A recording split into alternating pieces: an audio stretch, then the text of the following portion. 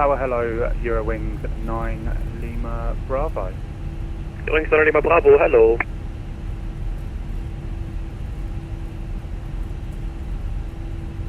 Currently 184, you can continue to the cut 1 hold of runway 23 left, please. You're currently holding cut 23. Apologies, 184. No problem. Tower, or 914, we have Lima 2 coming up. Eurowings 914, hello.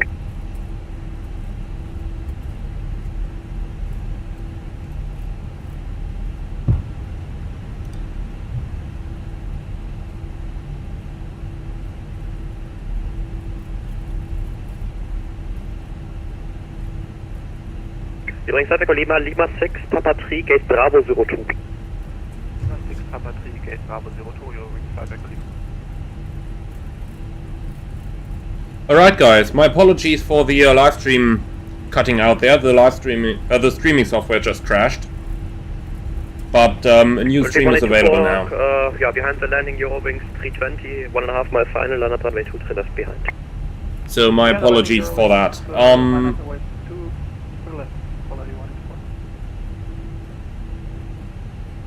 Yeah, I basically didn't do anything since the old stream cut out, so we're just about continuing to the holding point up here, and my apologies for that. The streaming software just crashed, so that's the reason why I had to start a new live stream. My sincere apologies for that. I have absolutely no idea why that happened. Anyway, we're now at the holding point for 23 left again, so Lima, you have missed Papa 3, take next let's go ahead with the taxi checklist. Flight controls checked, flaps, config 2, radar and PWS, on and auto, engine mode selector, normal, ECAM memo, takeoff no blue, before takeoff checklist complete. Please take Lima 2. Copy, Lima 2. FedEx 196 on frequency. FedEx 196, we're making our way to Lima 2. Hello, you can continue to Lima 1. You are number 6 in sequence. Continue Lima 1, copy. Oh, hello, Eurowings 8 November, ready in sequence. 8 November, hello, number 3.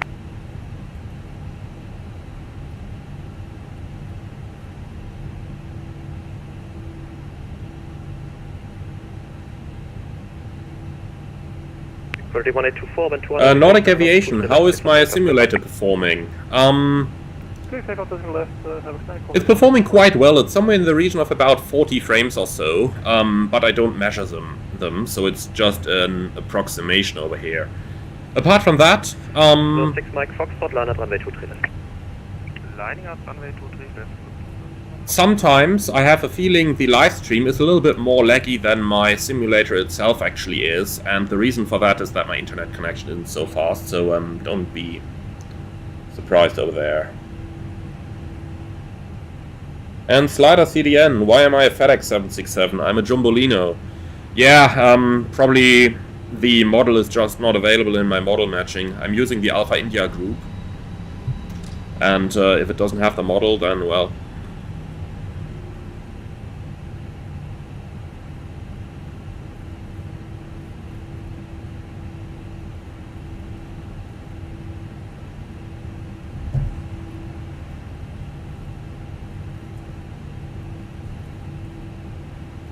For 6 by Foxtrot, stay on frequency when 200 degrees, then knots 23 left, clear for takeoff. Okay, brake set. Stay on frequency, please. Confirm, stay on frequency. Stay on frequency. Okay, what's that? Eurowings 8 November, behind departing Lufthansa 320, line up 23 left behind. Eurowings 8 November, behind the departing, line up 23 left behind. Okay, that guy's going. 914, please continue to the cut 1 hold of runway 23. Cabin crew, please take your seats for departure. We stay behind the traditional ILS, or 914 continuing.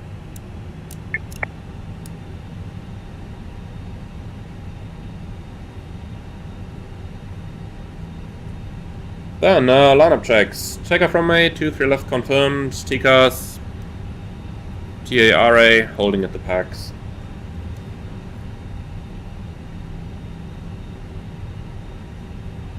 Metal Eye, I am still saving for that RTX 4090, but You know, these things are a little bit more expensive, so that's why I just didn't put it up on screen anymore. 8 November, keep it rolling, wind 200 degrees, 9 knots, 23 left, cleared for takeoff.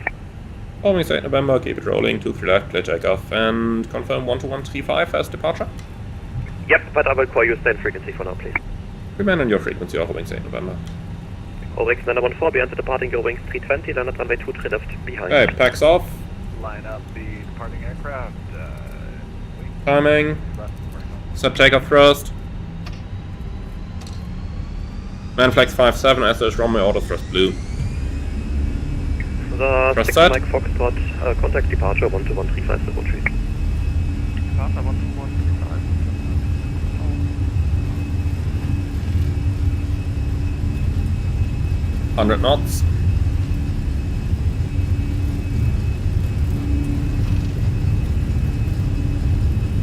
V1, rotate.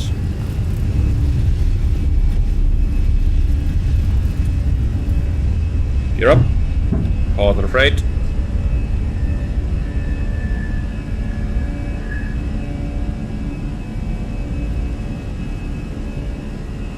I have 914, same for you, stay on frequency. a feeling it might get busy, so let's put the autopilot on. Confirm 200.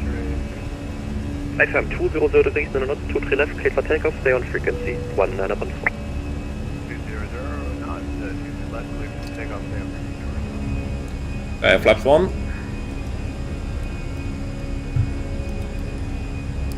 Eurowings 8 November, contact 12135 0 trees. 12135 Eurowings 8 November, tschüss. Eurowings 9 Lima Bravo, line at runway 23 left. Line up right runway 23 left. 32, turn further right, heading 1900. Angrad hallo, Eurowings 8 November 2500, climbing 5000, level 3 Tango departure. Eurowings 8 November, Langen today, identified via SID climb, flight level 110. Via SID, climb flight level 110, Eurowings 8 November. Set. 110 blue. Right, heading 190. Right, 190. Quality 184, confirm, Arthur level is 190. Quality 1824, firm 190. Red line 32, descend further, flight Back 2 off. Not anymore. And flap 0.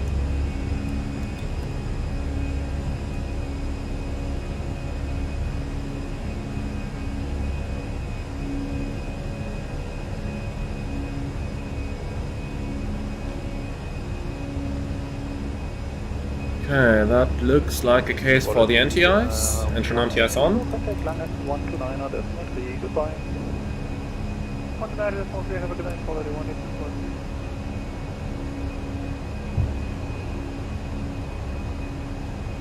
Departure, good evening, Oregon 914, climbing out of 2,400, 5,000, we're on speed clock 200.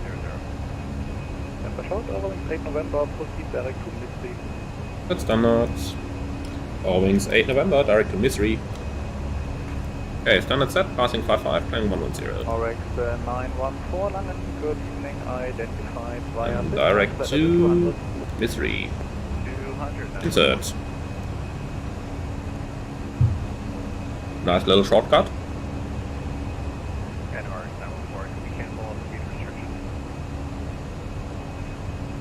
Ours 914, speed, maximum of 250 for the moment.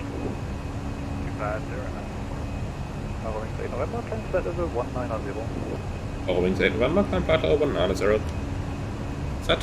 190 checked. And we're going nicely between the clouds. Engine anti-ice off.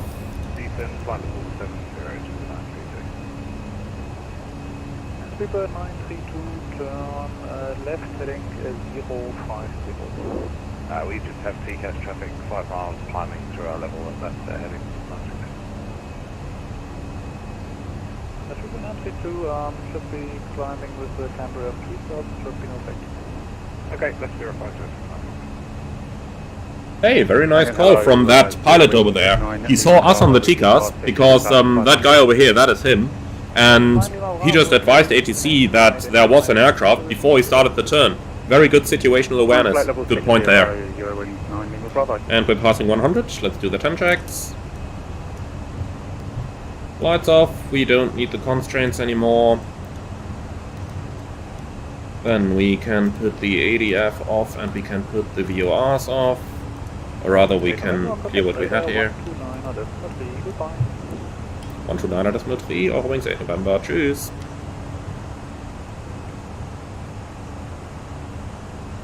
Langrad hallo, Eurowings 8 November, passing level 111, climbing 190 inbound Misri. 8 November, Langen hallo, identified, climb level 240. Climb flight level 240, Eurowings 8 November. Set, 240 blue. Okay, so active to secondary, and we have optimum 350, cruise 350. Perfect. What else could we ask for?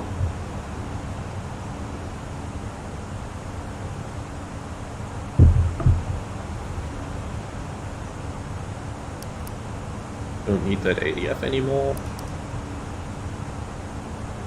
Oh, company message. What did we get here? 3 messages from operations. Oh boy. ADC delay must equal 5 minutes. Please resend. The same again. And the same again. Yeah, you guys are gonna get your delay messages, but you're gonna get them in cruise. Apologies, can you say again, market frequency, quality 184? 41824, proceed direct Mopsa and contact Maastricht 132, that's 625, ciao. Direct Mopsa and 132, 65, that's good, quality 184. Metal Eye, please, delay message on GSX.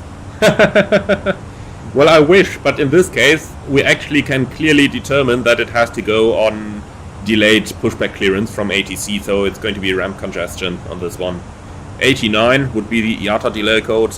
We'll check the EFB what it is in the simulator once we reach cruise. Okay, don't expect any turbulence. Passengers can go. Eurowings 8 November, proceed direct Mopsa. Eurowings 8 November, direct Mopsa. Okay, Mopsa. Insert.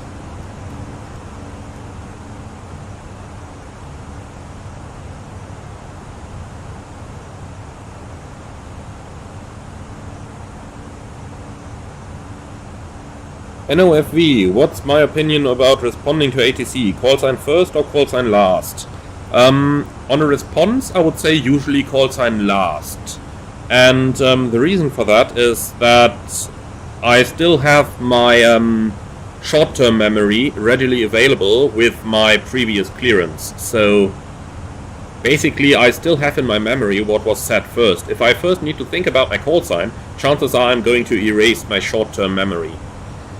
However, the German AIP actually says that you can do it in the front as well, and there are a couple of instructors and even examiners who are going to ask you to do it always in the beginning. And in Lufthansa it is actually quite... Eurowings 8 November, report indicated airspeed. Eurowings 8 November, 310 knots. Eurowings 8 November, want to reduce speed 270 knots per hour. 270 Eurowings 8 November. Oh boy, 40 knots slower. I want to make the event. Hello, Eurowings 9 Lima Bravo, with you passing flight level 1204, flight level 190. Eurowings 9 Lima Bravo, Langen, hello, identified. But it's got to be because of the guy ahead there. He's probably going on a similar route. 40, Eurowings 9 Lima Bravo.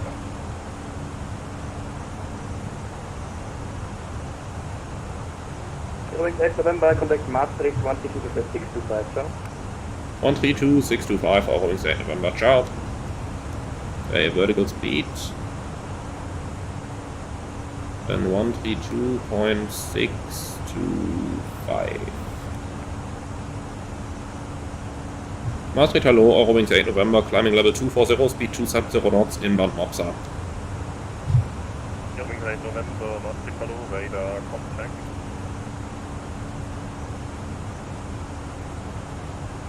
Okay, back into managed over here. Good evening, Walker 3135, 3125 Kilo, inbound Master.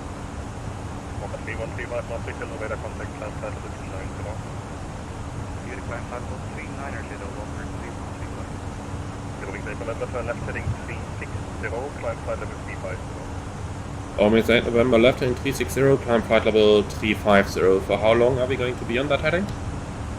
Approximately 1 to 2 minutes due to other traffic in front, significantly slower currently. Roger, is that guy going to the same destination? Paper. Roger. I hate it. I absolutely hate it when the VATSIM controllers turn you off by 45 degrees.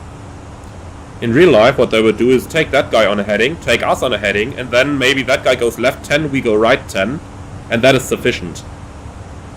But on VATSIM, they always give you like 45 degrees offset, which is, that just never happens in real life. That never happens. I didn't have it once in normal speed, Eurowings 8 November. I've never had that in like over 1,000, almost 2,000 flights that I've done so far. And Slider CDN, don't worry, it's you, sorry, you should have told me to level off for a minute. Yeah, don't worry about that, Slider CDN. It's not your fault, it's just ATC that in real life would handle these things different.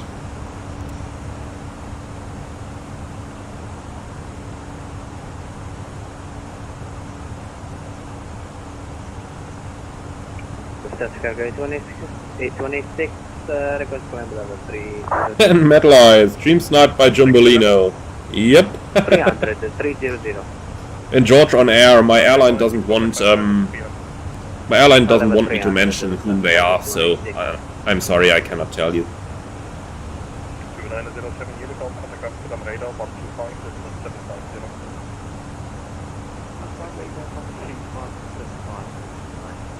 And G Walker, they are not professionals, so I suppose it happens. Yep, that's true.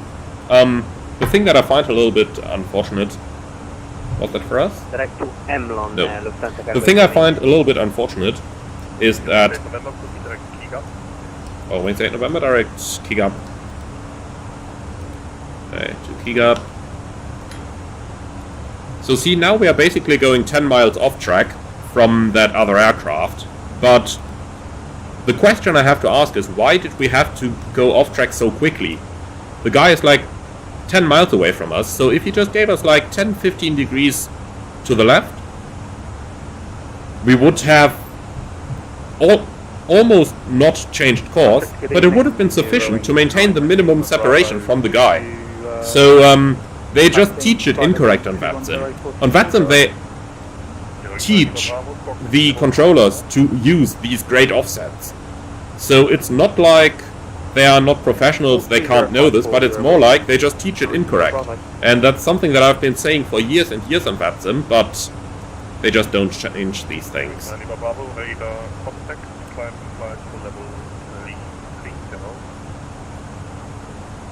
Climb flight level 330, you're in 9 Euro Bravo. Slider CDN, I'm at Mach 0.6 climbing at 1,000 feet a minute at MCT. Yeah, that sounds pretty much like an Airbus normally. And Irony on 666, Emmy, if you're gonna do type rating on the A330, does it mean we're gonna see you on the other side of the pond at some point soon? Yes, definitely. Actually, with the new summer flight plan that's just been published, my airline is going to go primarily to the US and Canada, well, and a little bit of Caribbean. So yes, definitely.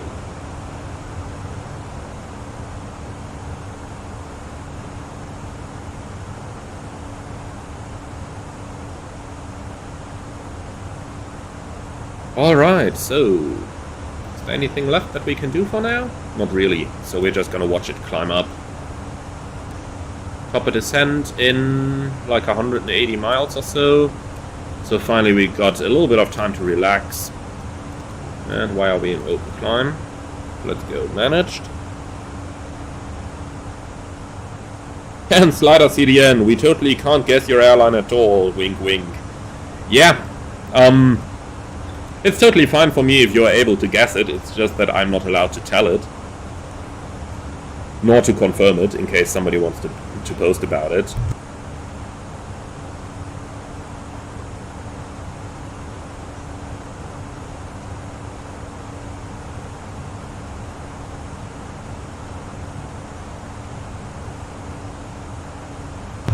And Metal Eye, we need 10 more Jumbolinos ahead of 737NG for his next flight. Yeah, please do that, Metal Eye. Please give me 10 more aircraft. The good thing is, in the 320 I can just out-climb them all.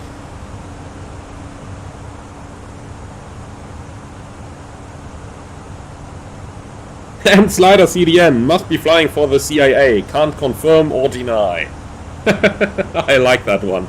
I should take that over. Like when anybody asks me where do you fly, yeah, I fly for CIA because I cannot confirm or deny it. I like that one. I really like that one.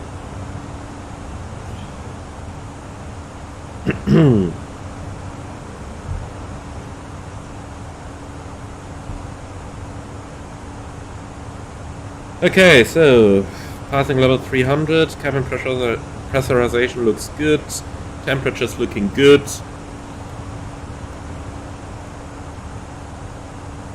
Moriero, do we fly to Heathrow? No, we don't. In fact, Heathrow doesn't even exist on our navigation displays. It's always fun when we fly to London and Heathrow is simply removed from the database because the airline says there are so many airports in London. If you have to land somewhere, there will be plenty to pick from that we fly into, but not Heathrow. And hey, no problem, it takes 10 EQ points to guess who he flies for. Yeah, it's just that I'm not allowed to mention, so that's that. And hello, Junkie Pile 1986.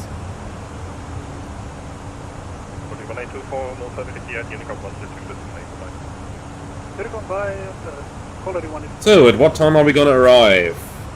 1919, so we'll be at the gate at 25. Means off block. Yeah, we might just about, provided we don't gather any significant delay in Copenhagen, we will be just about able to be back on time for the landing at the event here in Düsseldorf. Things should just about work out. And Moriero, is it easy to get into the legacy airlines these days, or is it still tough? Honestly, it's still quite tough. There are some legacy airlines that are hiring more than others. For example, KLM is one that it is not that difficult to get into.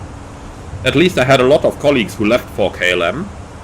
But other airlines, such as for example Lufthansa, are still very, very difficult to get into. So Lufthansa is still a very difficult thing to get into. 1370 Eurowings. Others are others. That's what I can mostly say about that.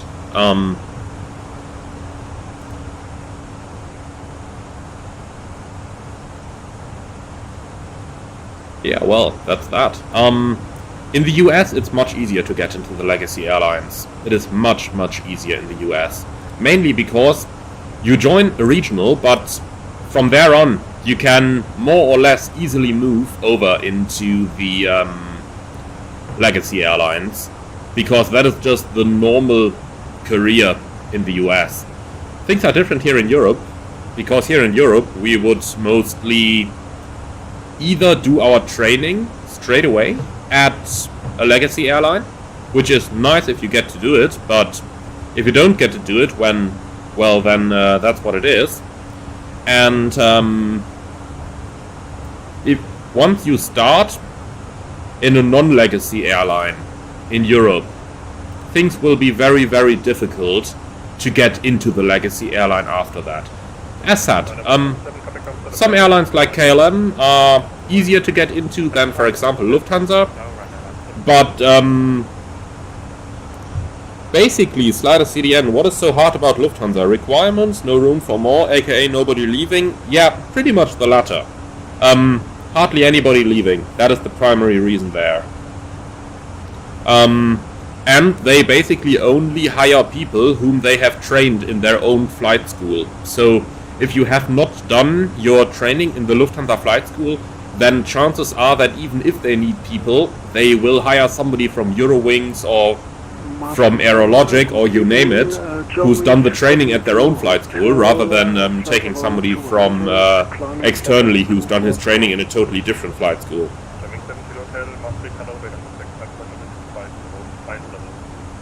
And Nutston, I missed it. Is this Phoenix or fly-by-wire? This is the Phoenix that we are flying. An easy way to tell if you're sitting in the Phoenix on the fly-by-wire is by looking at the glare shield.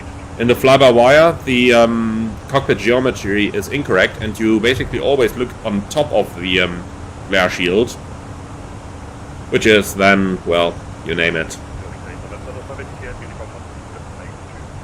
Unicom Warthog St. November, choose. That's a pity. Primary event route, and they don't have ATC online on the en route sector. That's unfortunate. But well, at least it means we're going to get a little bit of silence here. So, 133 nautical miles to our top of descent. That means we got a couple minutes to sit back and relax over here. And Moriero, no, for Eurowings it's different. Eurowings is hiring externally regardless where you've done your training. But Eurowings is not Lufthansa, that is... They belong to the same group, but they are totally different airlines. Different contracts, and so on.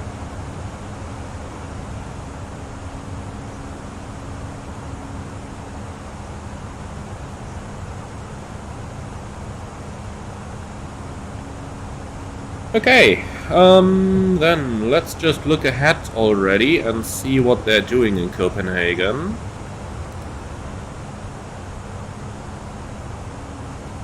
ATIS Juliet, ILS, 22 left, expect Charlie stars, visual approach and request, transition level 65, 230 at 3, 10 kilometers, no clouds detected, temperature 0, QNH 1000. New stars in effect with IRAC 2211, make sure you have updated your database. If using 2210 or earlier, advise controller at first contact. At first contact with approach, state aircraft type. This was Copenhagen arrival info Juliet. Okay. Then expect Charlie stars, that is what we have programmed as well. Now let's go ahead and have a quick look there, what our star actually looks like. Ah yeah, ANAF arrival into the downwind. That sounds familiar. Let's put it that way. That sounds familiar.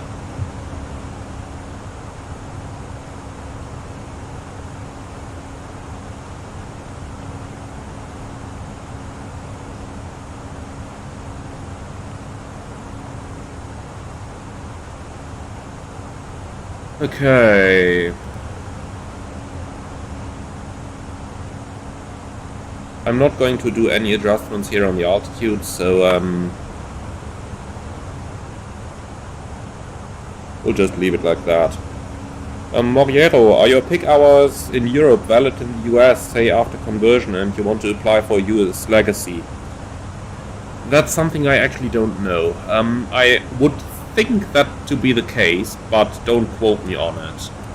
Actually, no, I don't think that is the case. I think only hours done on a US license are actually valid in the US. But, as said, I might be wrong here. I might be wrong.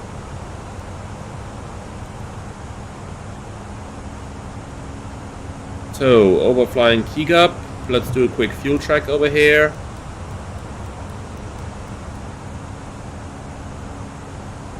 Kigup, 22 minutes, and we should have 3.5. 23 minutes. 4.3, we took 600 extra, so we've saved like 200 kilos. We've used 1.7, and we should have used... Oh, that's not even in the flight plan. Okay, fair enough.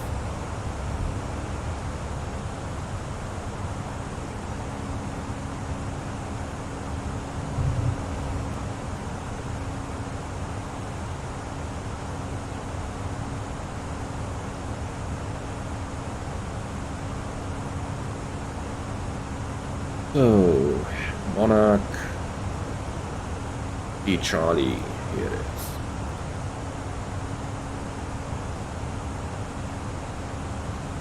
For the ILS 22 left.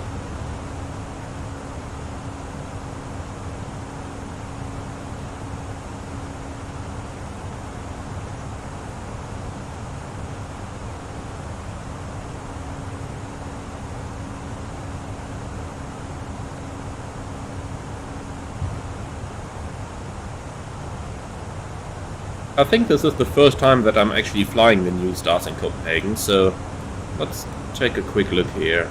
Expect vectors for base or final at or before downwind. Yep. At first contact with Copenhagen approach state type of aircraft. Initial contact will cut through final, state call sign only, descent as cleared. Surprise. Approximate track miles to threshold can be deducted from the last 2 digits in the alphanumeric waypoint names.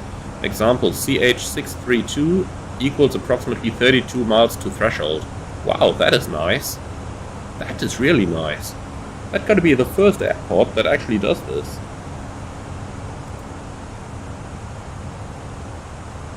Okay, so 643 means 43 miles to touchdown. Nice. Of course, if you fly the complete arrival. Which we are unlikely to do today, I guess. Well, I hope. It could be either really busy, or it could be not a lot happening. But we'll see about it.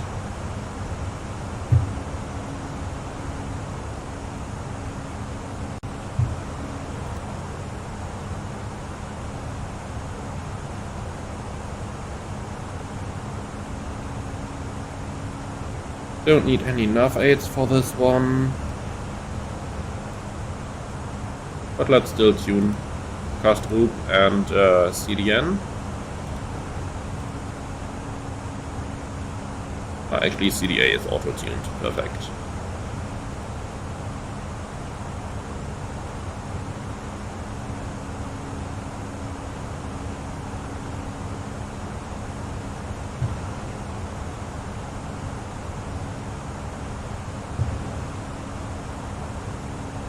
So, runway 22 left, transition level 65, 230 at 3.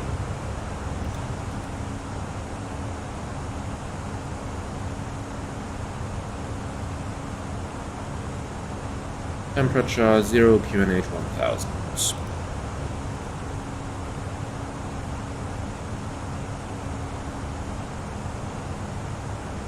Down to a minimum of. And since the temperature is 0, we need to do cold temperature corrections. So let's see what we have. 208 becomes 228. I've done them so often this winter, I know them by heart by now. Auto brake medium, we want to take the first exit to minimize our taxi time. And that should be mostly it. Let's see,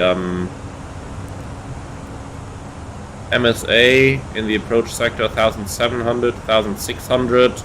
So 1700 if we apply the cold temperature correction. Let's see if we've got the table anywhere nearby. Yep, here it is. So 1500 feet. Let's take 2000 feet values, adds 120 feet. So we're still looking very good with the corrected MSA. That's below 2000. So all we need to apply a cold temperature correction to is the minimums over here.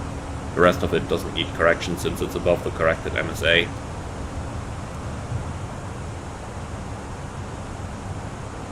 Fuel-wise, 27 minutes extra on top of the star, which should be perfectly suitable for any VATSIM event, except across a pond maybe. Then, company message. Let's see what we've got there.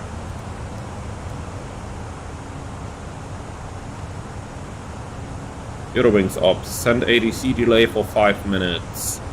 We've had 4 minutes on-block delay, and then 1 minute due to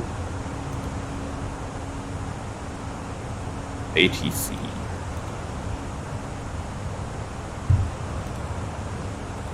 So let's see, delay allocation card. Delay of inbound flight, OAD. 4 minutes, and then we've got 1 minute ATC startup delay, AMZ.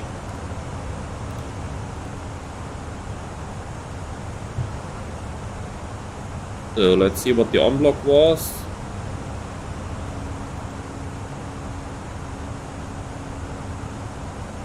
Arrival message, 1744.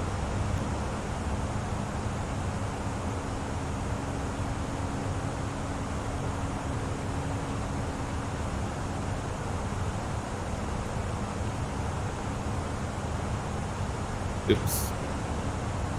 It goes on block 1744.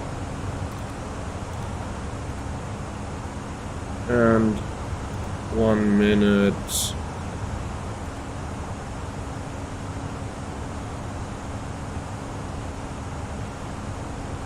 Waiting.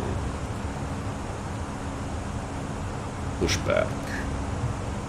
And with that, the airline has the delay documented, so they can determine the root cause of the delays, and that basically enables the airline to check why are delays happening, so what can they do to prevent them from happening in the future. And somebody asked in the comments how to pull up the card. Basically, when you're on the main page, down here you have use external device and delay allocation card. And the delay allocation card down here, that is what I am using for this.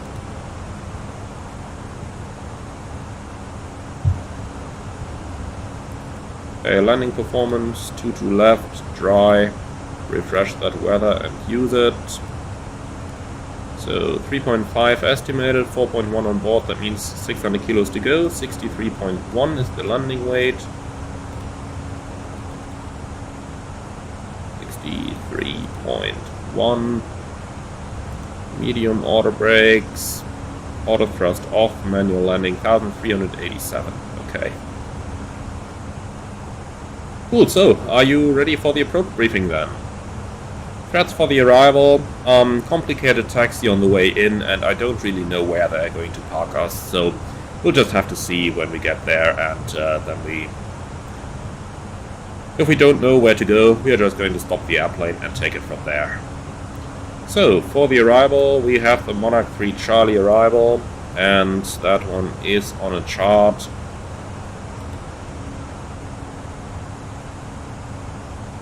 Pendular Bravo. Come on, why can I not click the plus sign? Here we go. Okay, so from Monarch towards Coden to Nexo. Nexo max 250 knots. And in the box we have Monarch, Coden, Nexo. And Nexo at 250 knots. Thereafter we proceed waypoint 643 below level 90, 636, 630, 625. Well, officials on Unicom, they can check. And that is pretty much exactly this, with the constraints in as well. And then we continue towards Adobe at 220 knots and below 4,000 feet. And that is what we have in here. Let's approach for runway 22 left today into Copenhagen. And that's over here, starting at the Charlie India 22 left, 9.3 DME from the ILS in 3000. So that's what we have here, Charlie India, 3000 feet. Then we've got a check altitude at 5 DME, 1600, that's the Fox India, and we have that as well. Down to a minimum of 208, and since the temperature is 0, I've applied 20 feet of cold temperature correction to that. And in case of missed approach, climb straight ahead to 500 feet or 1 DME after the station, whichever is later. Turn left 187 degrees, climbing 3000 and a form ATC. So in here we've got the runway, we have 1 DME after the station, like this, and then heading 187, climbing 3000 feet. For the nav setup, I've tuned custom BOR number 1, but that's really only as a reference. GPS primary, high accuracy. Descent at 275 knots, and the approach page is all filled out. And flap full landing. And with that, we are going to be able to vacate on the Bravo 5 taxiway, I hope. So Bravo 5 is up here, that should be like 1,400 meters, and that is actually what our landing performance is calculated as well. So Bravo 5 out, Bravo cross 30, and then somewhere over to the left side, I guess. Not 100% sure as that. But crossing over here in Bravo, then most likely via Zulu, and somewhere over here in the Alphas or Bravos, I believe. But we'll see about it. Okay, that's it for the briefing. Any questions? No? Okay, then let's quickly talk to the passengers once more. Ladies and gentlemen, from the flight deck, your captain speaking. We will shortly start our descent towards Copenhagen with a remaining flight time of about half an hour. Weather in Copenhagen currently 0 degrees and no clouds on the sky with a light wind from the southwest. We would like to thank you for choosing Eurowings for today's flight. Hope you have enjoyed it as much as we did, and we look forward to welcoming you again on board of a future flight. Sehr geehrte Damen und Herren, einen schönen guten Abend aus dem Cockpit, hier Kapitän. Wir starten in Kürze den Sinkflug nach Kopenhagen, verbleibende Flugzeit etwa eine halbe Stunde.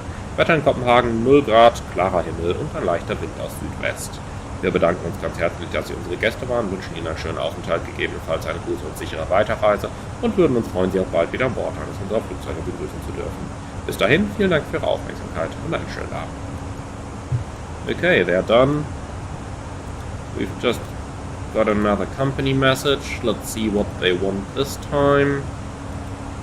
Eurowings Ops ADC received. Okay. Nice.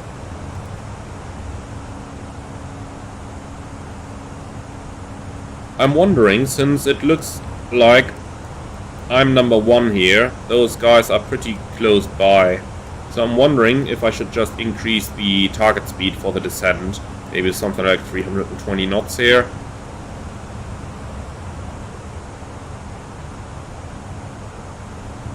And that way, first of all, we save a little bit of time.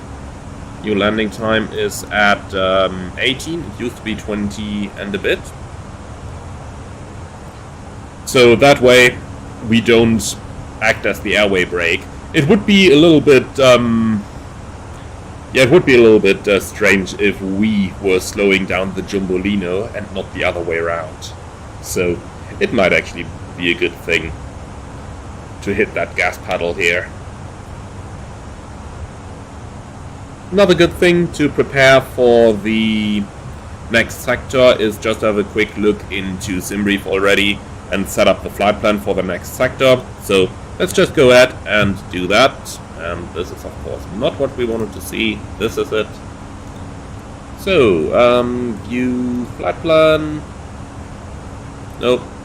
Save flights. That is where we wanted to go.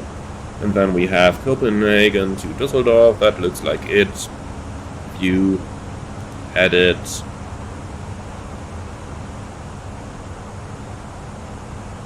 Generate.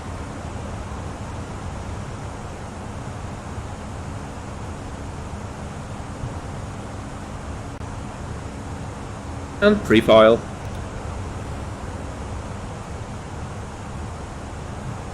Flight plan filed. Thank you very much. And with that, we are prepared for the quickest possible turnaround that we can do.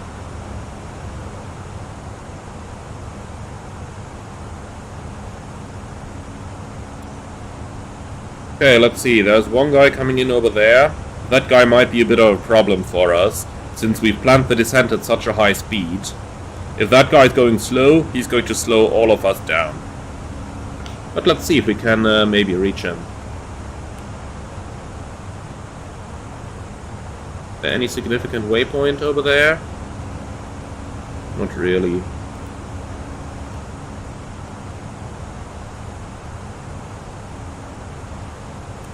Okay, well, it doesn't matter.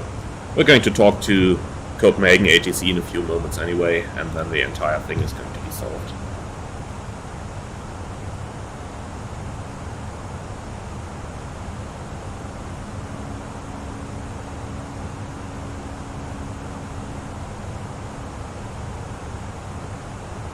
Oh, I'm just looking into the air traffic controllers that are currently online over here, and it seems like 131375.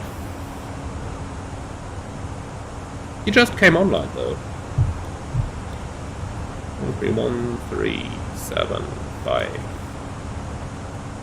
Okay, top of descent. Let's start the descent. Copenhagen Control, good evening. Eurowings 8 November, leaving flight level 350 overhead Markel. Eurowings 8 November, Copenhagen Control, good evening. Flight identified. Descent flight level 80. Cleared inbound on the... that would be the Monarch 3 Charlie Eurowings 8 November, descent flight level 80, cleared Monarch 3 Charlie arrival, landing runway 22 left.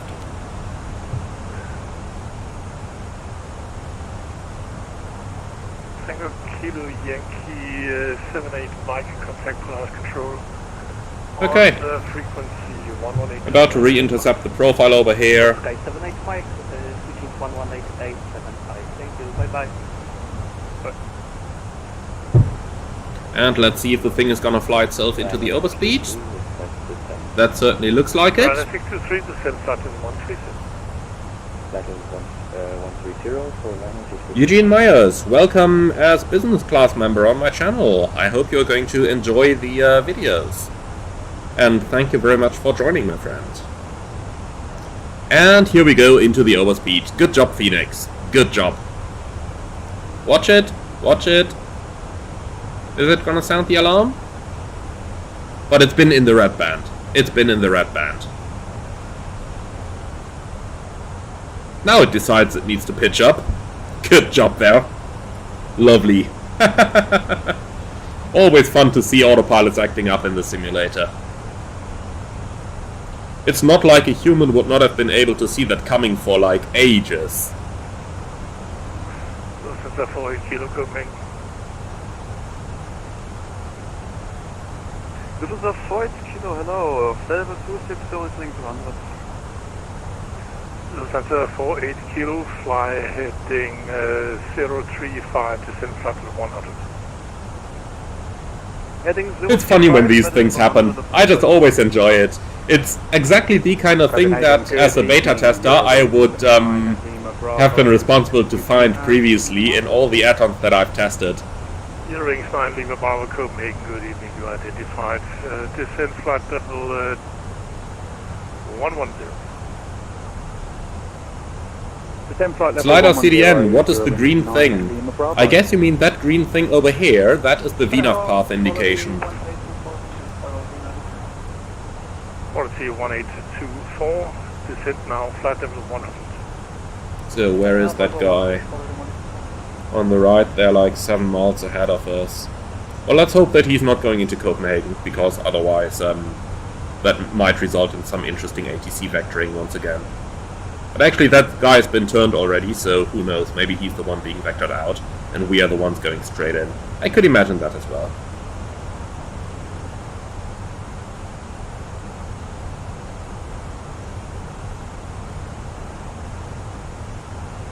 Metal Eye, maybe that's another 747 Lino. Yeah, who knows.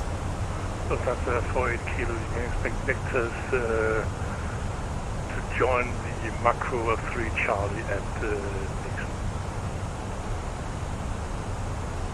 Yeah, he's getting vectors to join the arrival at Nexo, so I guess he's being vectored behind us.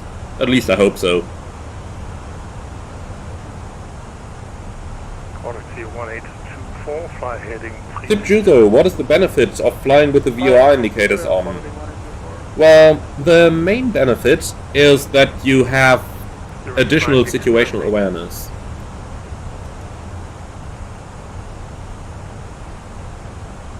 Do you call Eurowings 8 November? Eurowings 8 November, continue descent to flight level 90. I stopped the descent at flight level 90 Eurowings 8 November. Okay, very good afternoon, Eurowings 9 Victor, descending... What is the dude? Is that a 45 knot crosswind I see? It's 35 knots at the moment, but up here it doesn't really matter anyway. Victor flying 360, expect vectors into the... onto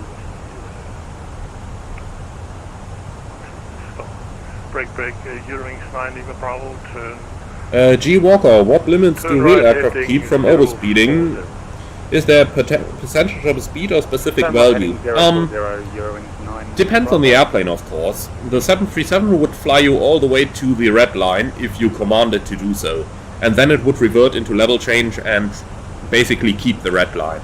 At least that's the theory. In practical terms, if you accelerate fast enough, I'm sure you could push the 737 into the red line on the autopilot. And heading 360. So, it depends per aircraft. Thank you very much. And Eurowings 9 Victor descent to flight level 120. Descend 120, Eurowings 9 Victor, and confirm vectors for the ALS to left?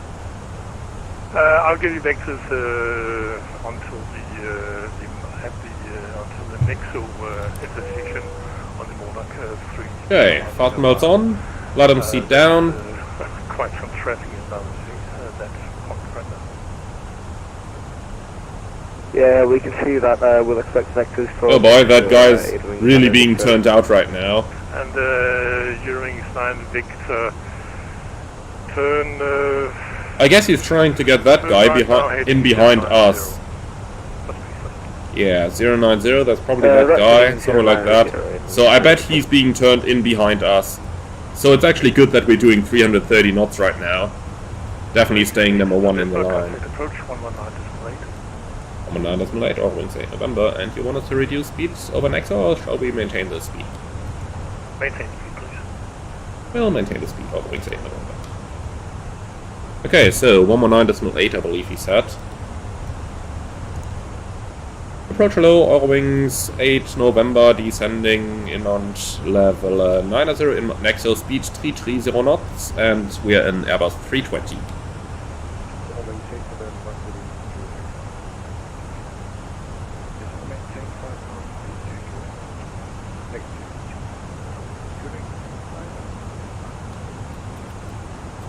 Eurowings 8 November, descend 5,000 feet, QNH 999er, and confirm we'll maintain inside airspace Charlie at all times? Yes, you may continue on Perfect, we continue the Monarch 3 Charlie and maintain the speed 330 knots for now, Eurowings 8 November.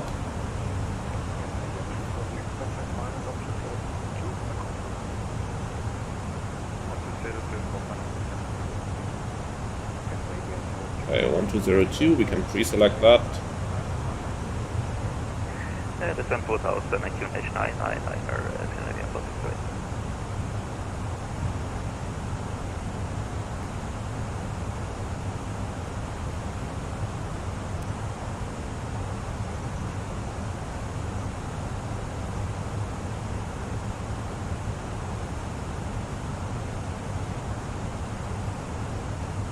Customer arrival, Lufthansa 4 Kilo, Airbus A320, heading 360, status 100, descending 100.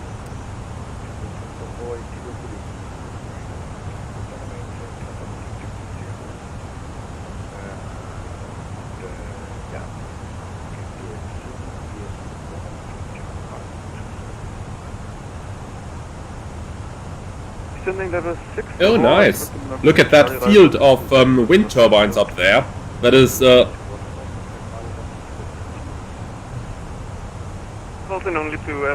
at that field of wind turbines up there. I always love seeing those red lights when you are flying over the ocean at night. Okay, so he said we're going to maintain inside airspace Charlie. That means no speed restriction. So we'll maintain the 330 knots for now. And we're passing 10,000.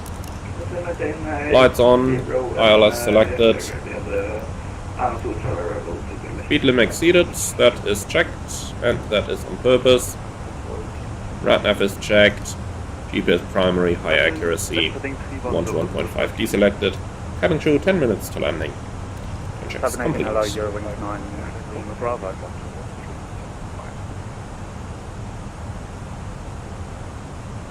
Blocked.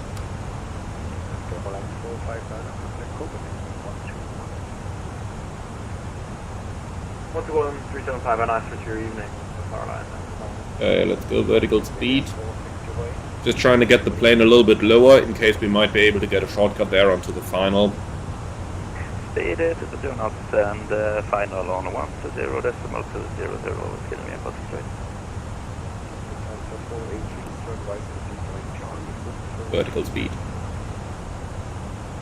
Turn right, direct, Charlie Hotel 6B, so what is the 4 Kilo?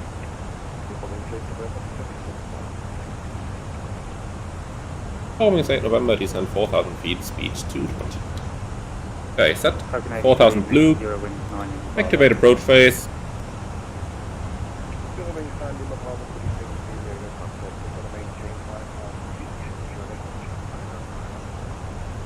And that's the Eurozone bridge just in front of us. One of the longest bridges in the world.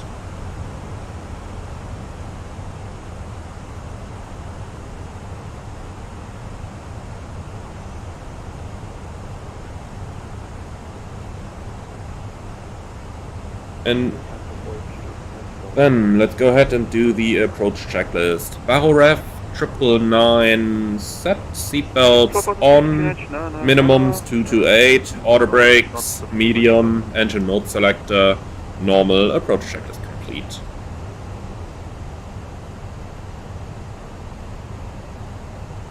And Villa the Dude, 330 knots under level 100. Yeah, that is, you can do that if you are flying inside controlled airspace. That is the reason why I asked him earlier if we remain inside airspace Charlie. Because in airspace classes Alpha, Bravo and Charlie, there is no general speed limit.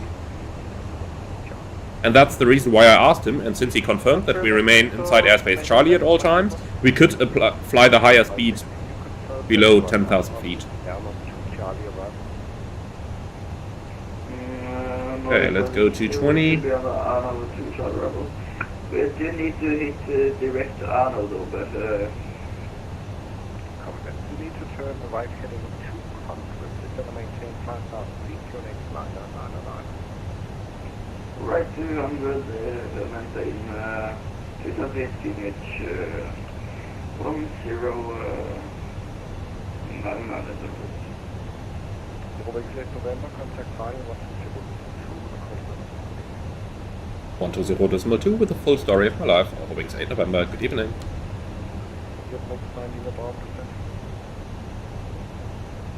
Eurowings 8 November. Eurowings 8 November 5, good evening. Descent 3,000 feet, maintain present heading.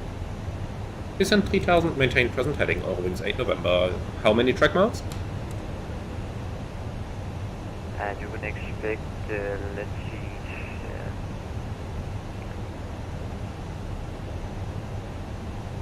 around 20 track miles on to touchdown if that's sufficient for you. It absolutely is.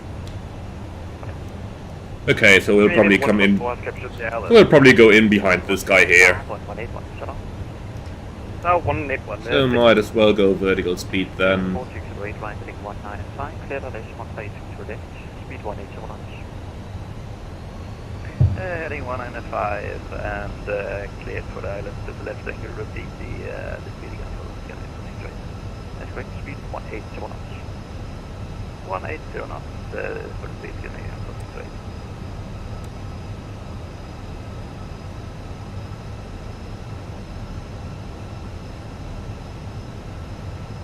Actually, you're on say November, I am ready for base, from the position. Hey firm, we are. So we say November, turn left heading 310 and descend 2,000 feet. Eurowings 8 November, left heading 310, descent 2000 feet. By flaps 1.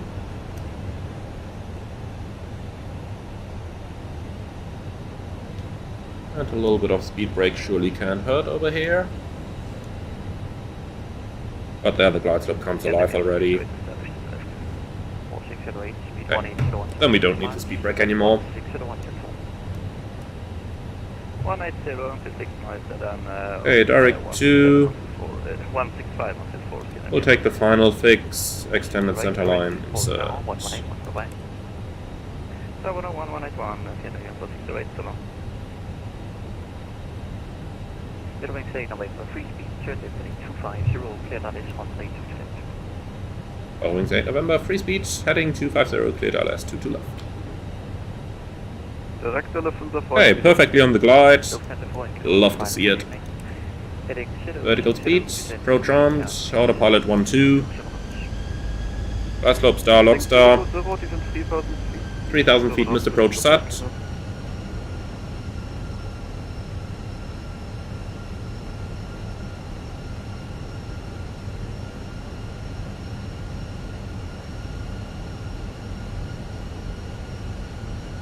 Eurowings 8 November, speed 180 or greater, 6 miles away. 180 or greater until 6 miles, Eurowings 8 November. Local laws are alive. Okay, that's the speed we will fly anyway.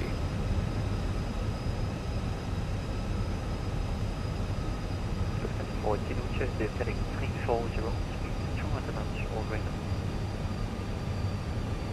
Heading 340, speed 200 knots or greater. 2,500. Brain noted. Cabin crew, please take your seats for landing. Eurowings 8 November number 2, contact tower 118 decimal 1, bye-bye. 118 decimal 1, Eurowings 8 November, bye. Lufthansa 4 kilo turn, definitely set 0 and send 2 times. Lige med det skal være hurtigt. Vi forsøger også. Okay, flaps 2. Ja, tak.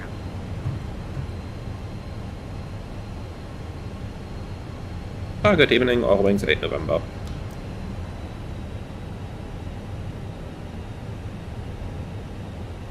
Eurowings 6 November tower, hello, continue approach, number 2. Number 2, Eurowings 8 November. Vi holder position også, kan blive med. Okay, gear down. 460 And to make my life in the sim a little bit easier, let's turn the lights on already. Those off. 4608, follows the mission approach procedure. Okay, flap 3.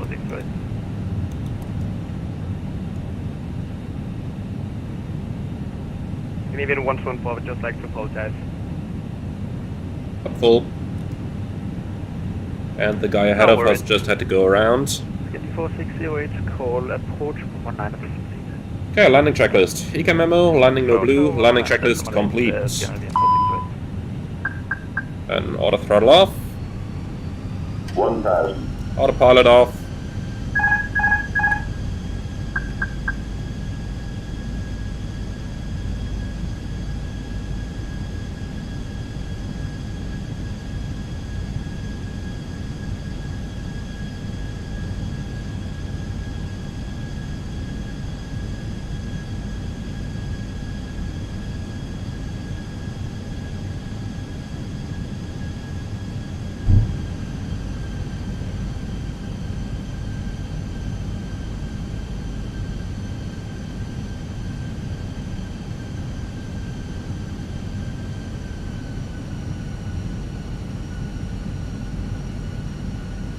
Eurowings 8 November, wind comes to left hand. Good to left, clear to land, Eurowings 8 November. 400.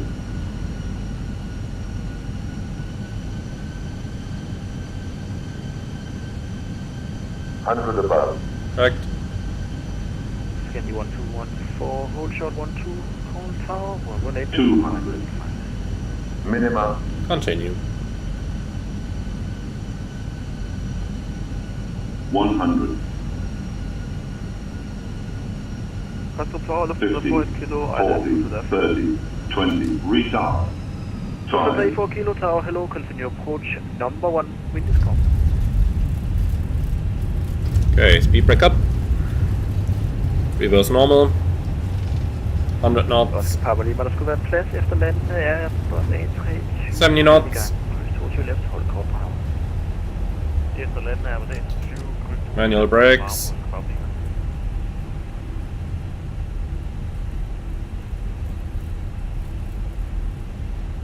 Og Oscar Papa lige, hvor du kan krydse. And welcome to Copenhagen.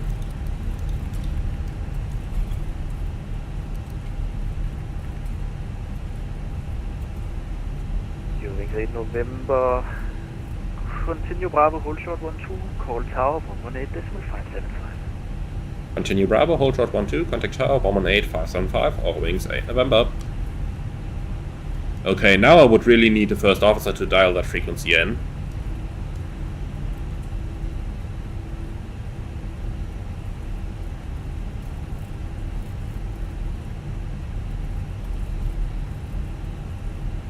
Oh, exactly for this reason. Oopsie. Oh, come on, 5, 7. Scandinavia now 1214, taxi Charlie and Foxtrot, cross runway 30, hold short Zulu. Taxi Charlie Foxtrot, cross 30, hold short Zulu, Scandinavian 112. Power low, Eurowings 8 November, hold short, runway 12. Eurowings 8 November, catch up tower, very good evening. Taxi Bravo, hold short Zulu, cross runway 30. Bravo, hold short Zulu, cross 30, Eurowings 8 November. Okay, so we continue straight over here and then hold short of the first taxiway. Good. With that, we can clean up.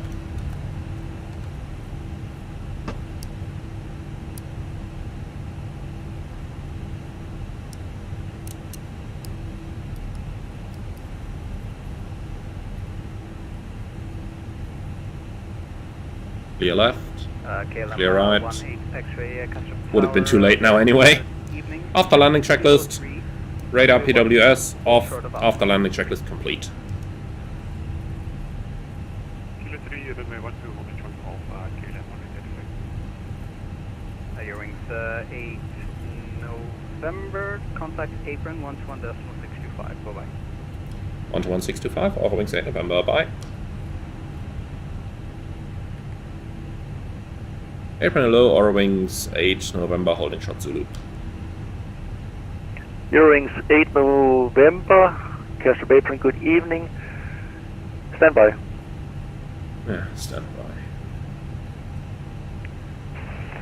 Scandinavian 246, taxi to stand Bravo 10 by Yankee and Mike. Yankee Mike, go. I don't like to stand by, I want to go to the gate. Scandinavian 2185, contact tower 118.575, 118.575. 118.575. Canadian 1214 is holding short of Zulu and would like to stand Delta 3.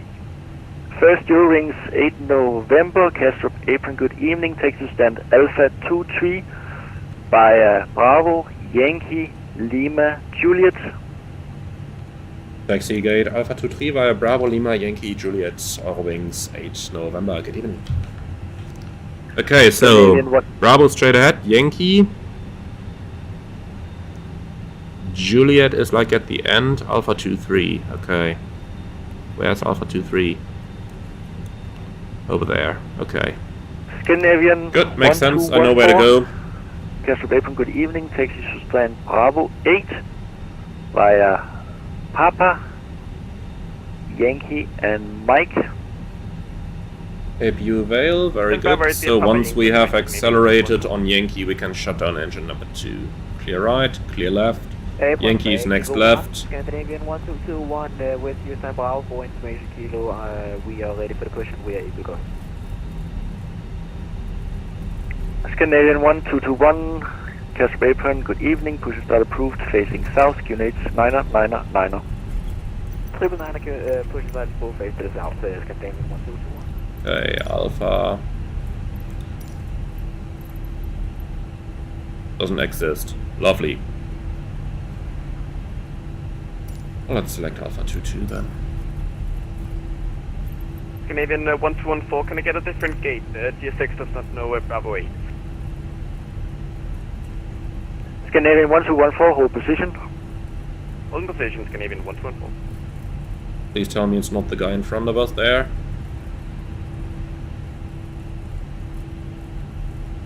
No, okay.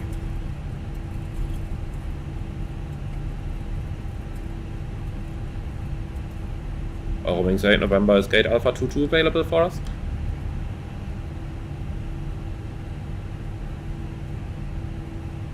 Scandinavian 1214, taxi stand Bravo 17 via Papa. Then Bravo 17 via Papa, Scandinavian 1214. Eurowings 8 November, Castro Apron. Go ahead. Eurowings 8 November, did you call me? Hey firm, is Alpha 22 available for us? A firm, Eurowings 8 November, taxi stand A, Alpha 22 via Yankee and Okay, that Juliet. should fit over here. Gate Alpha 22, Yankee Juliet, Eurowings 8 November. Okay, that Scandinavian is far enough away. And then we go Alpha 22. I hate to do this one more time, but PSX does not know Bravo 17. Can I taxi Zulu at 2 stand Delta 3? Okay, so shut down engine number 2. Scandinavian 1214, negative.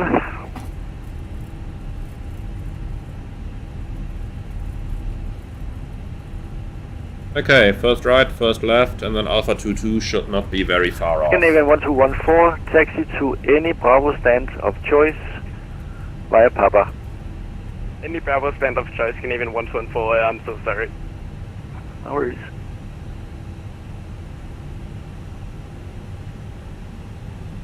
Apron, hello, Eurowings 9 Lima Bravo, holding short Zulu. Okay, Yankee's here, then Eurowings Juliet is next 9 left, and then Lima Alpha Bravo, 22 Casper, shouldn't be good too far evening. away. You have stand Alpha 8, taxi via Bravo, Yankee and Lima.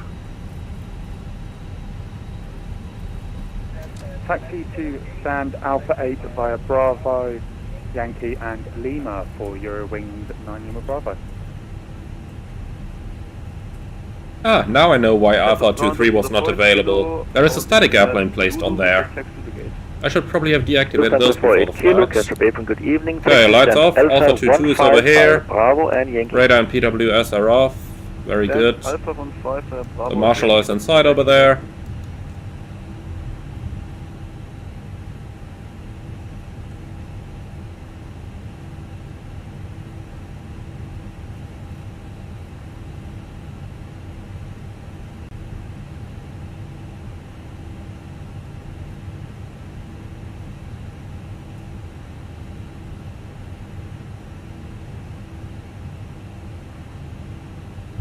And here we are, welcome to Copenhagen. So the APU is on, shutdown.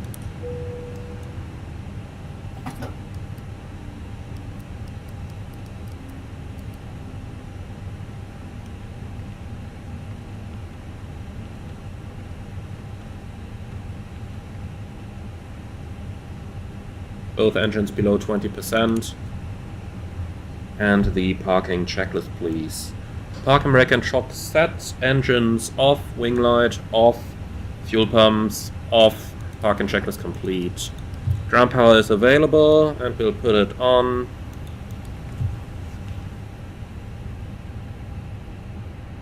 Okay, so welcome to Copenhagen. Jetway is connected. Then we'll go over and fly the last flight from the first officer. Oh, look at how she's dancing over there again. So, last flight from the FO seat. And, yeah. We just quickly have to change the default zoom level of the camera. I don't know why the different zoom levels are different in the Phoenix. On the different views. That doesn't seem like something logical you would do to me. But, if they want to do that, they want to do that. Okay, do you want to deboard? Yes, please. Can we somehow unlock this?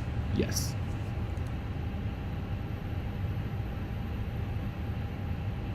So, let's dim it down as much as possible. And then, one final sector for the day. Tap to import. And we are going to be the Eurowings 36 November Mike.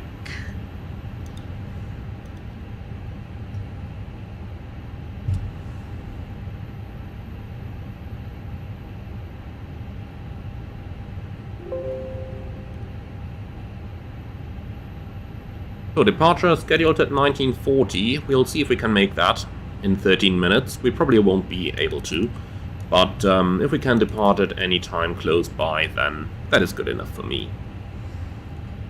Okay, let's have a look at the flight plan and make an informed fuel decision.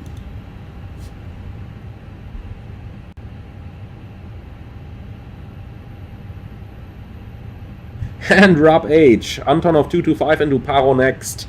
We'll see about it.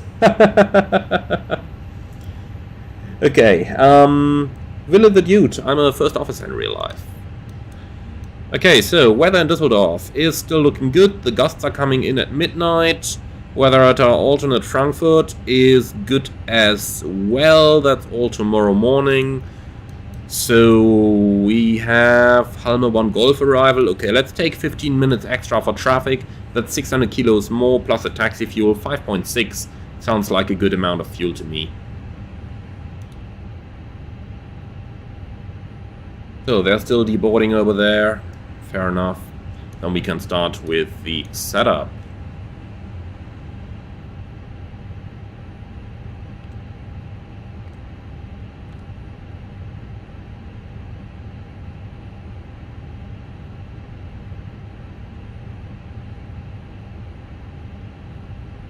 Okay, 36 November Mike, Copenhagen to Düsseldorf.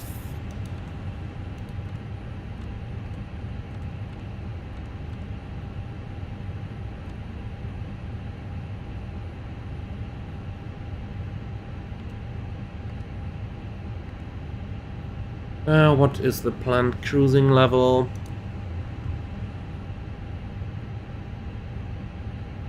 $360.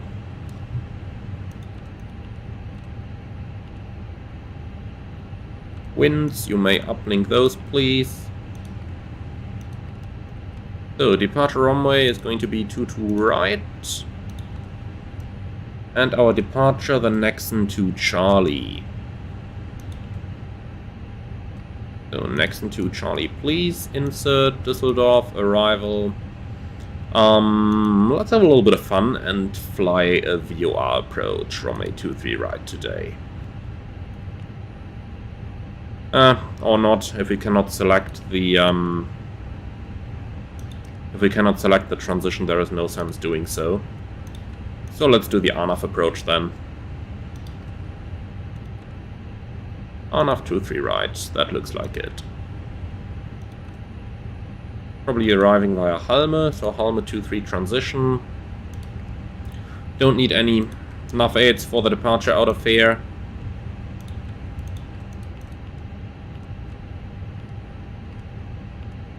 Noise abatement procedure 2 once again.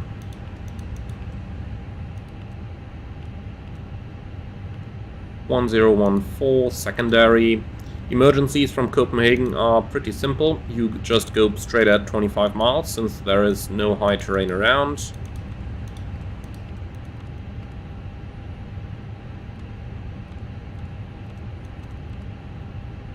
Like this. And then pick up the hold over there. 216, right-hand turns. 3,000 feet is going to keep us safe. Immediate return if we have to, back to Copenhagen. For an ILS approach, runway 22 left.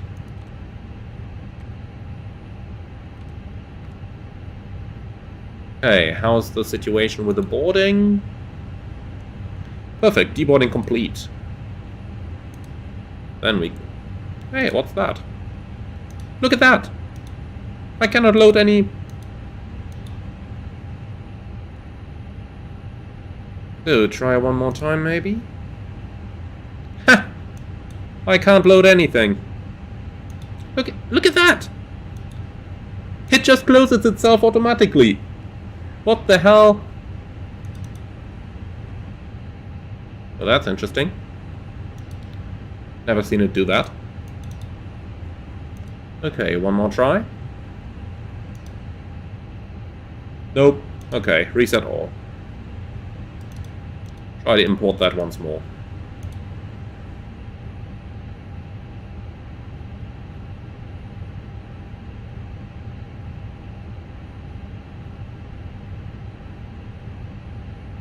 Okay, that's better.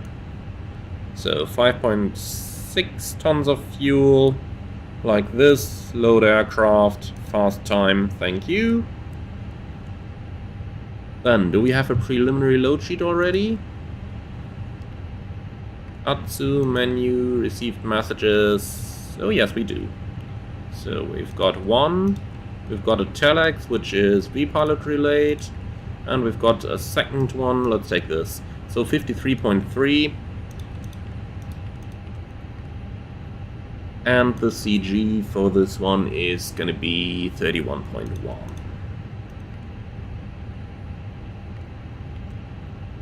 Okay, 5.6. And finally we have an alternate fuel of 1.4. Okay, 9 minutes extra on top of the transition. That should absolutely be all we can ask for on a flight like this.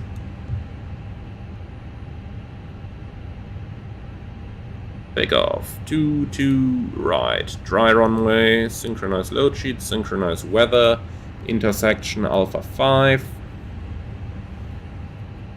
Flaps 1, down point 3, 68. That looks good to me. 1/ down 0.3 and 68 degrees, and then we have takeoff speeds 24, 35, 35.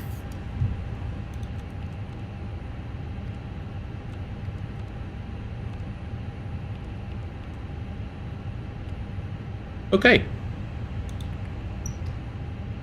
That looks pretty much good to me. Then let's do a quick setup of the cockpit. Fuel is loaded already.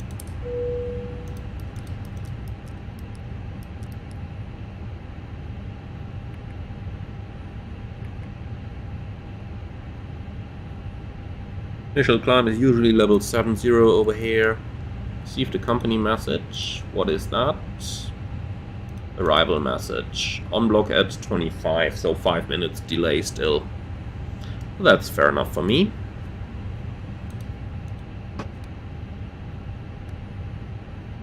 Okay.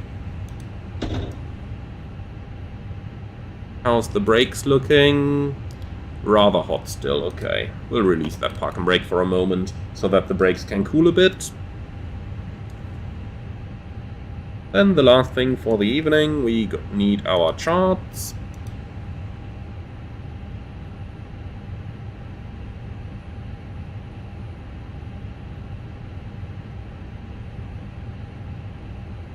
Parking stands, airport. Departure, where is it? Nexon. To Charlie, that should be it. Yep, initial climb clearance 70, and pretty much straight ahead. Okay, are you ready for the departure briefing? Threats for the departure? Honestly, I don't see too many. Taxi is a bit complicated on the way out, so we take it slow, and if we don't know where to go, we are going to stop the airplane, verify the position, and then continue taxi. Apart from that, I don't see any threats, so airplane is good, weather is good, no temps are good. Copenhagen to Düsseldorf, Eurowings 36 November Mike, flight level 360. Then looking at the pushback, we're parking on Alpha 22, and from here pushback most likely with a nose to the right, out via Juliet, Lima, Zulu, and then via Alpha, or it might even be via Kilo 3 and a backtrack on the runway. Both could happen, and then we'll taxi the airplane via Alpha. We calculated Alpha 5 figures, but it should be any of these Alpha holding points up here. So, for the takeoff, we have calculated, as said, Alpha 5, flaps 1, down trim point 3, 68 degrees, 124, 135, 135. And the SID we are going to fly is going to be the Nexon to Charlie departure, which we have on a chart up here, 10-3 Sierra, effective 3rd of November. Routing straight out to Rubat, which is an overfly waypoint. And if we check this, we have Rubat as an overfly point, and then that is Bistar and Nexon. So Rubat, Bistar, and Nexon. Okay, aircraft loaded, very nice. Speed limit 250 at or below flight level 70, so we can quickly change that as well. Speed limit 250/070. Insert. Okay, any questions on the departure briefing? Probably not. Very good. Then cockpit preparation checklist. Gear pins and covers removed. Fuel quantity 5,600 kilos. Seatbelts on. ADIRS. Nav.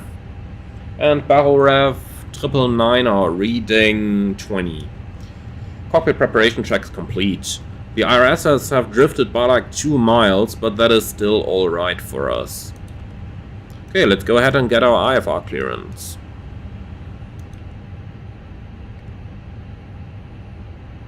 ATC request, PDC, send to Copenhagen, gate number Alpha 22, and we are going from Copenhagen to Düsseldorf, Eurowings 36 November Mike. That's very good already. Finally, we need our ATIS. Information Lima. Okay, send.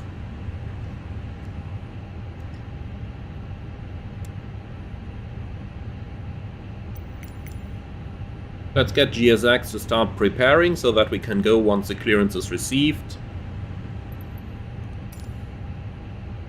And in the meantime, I will just be away from keyboard for 30 seconds. See you over then. Engine start until push completed and brake set.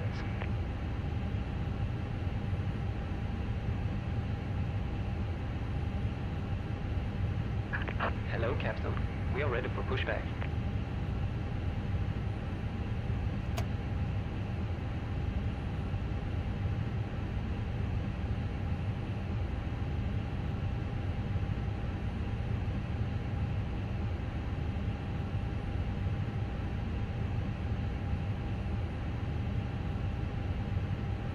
Departure check completed. Bypass pin inserted.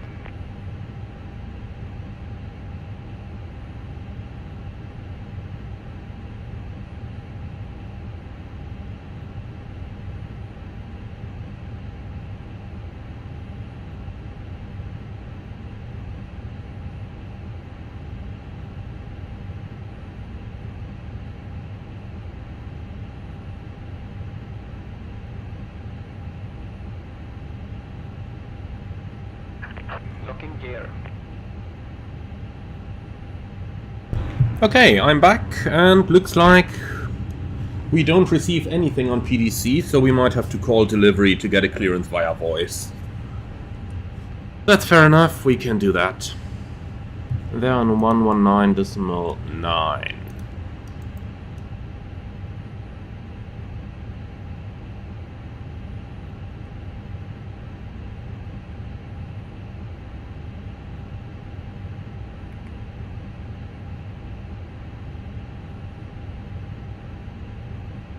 Copenhagen delivery, good evening. Eurowings 36 November Mike information Lima request clearance to Düsseldorf. That was a Eurowings 36 November Mike, Casper. You are clear to Düsseldorf. It will be next into Charles departure of runway 2 right. Initial time flight level 70-6115 kilo correction Lima current. Eurowings 36 November Mike, clear to Düsseldorf, next into Charlie departure of 22 right, climb flight level 70, squawk 6115. We're ready for push and start. Eurowings 36 November Mike, read back correct when you set your squawk. Then you will be contact apron 121625. Thank you very much. The squawk is in 121625 Eurowings 36 November Mike. Thank you very much. See you. Yep. Delivery Zulu Alpha. Okay, so next into Hold Charlie short, runway departure, 12. climb flight level 70, squawk 6115. And that should be all we need. Okay, starting the APU. Then, did we receive a load sheet already? Good evening. Taxi to stand Alpha 12 via Bravo Departure Yankee clearance. behind Yeah, the company. thanks. That was a little bit timely.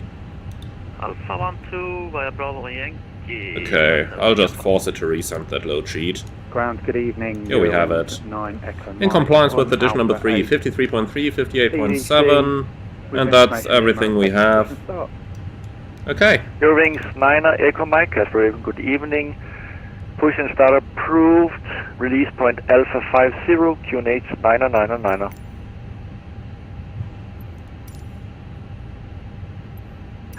Due to icing conditions. Okay, we don't have the release points. Engine start until push completed and brake set.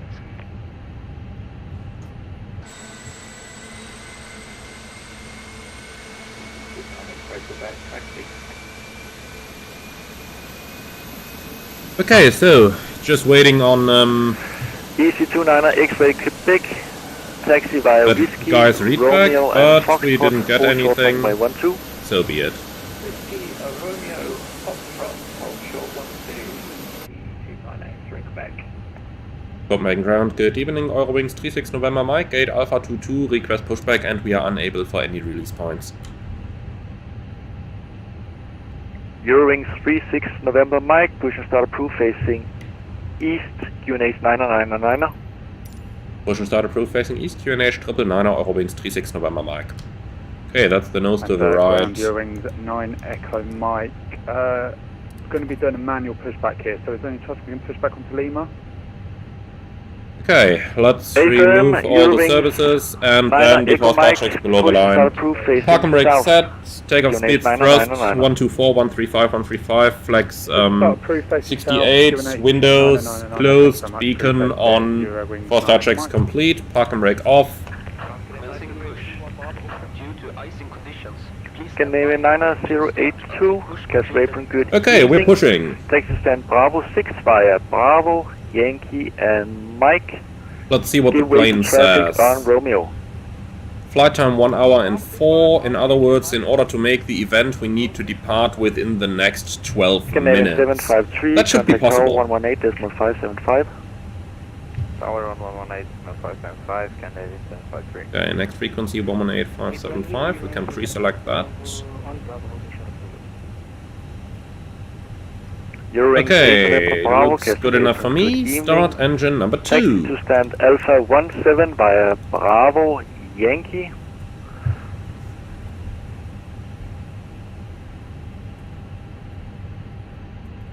Taxi to stand Tower 17 via Bravo.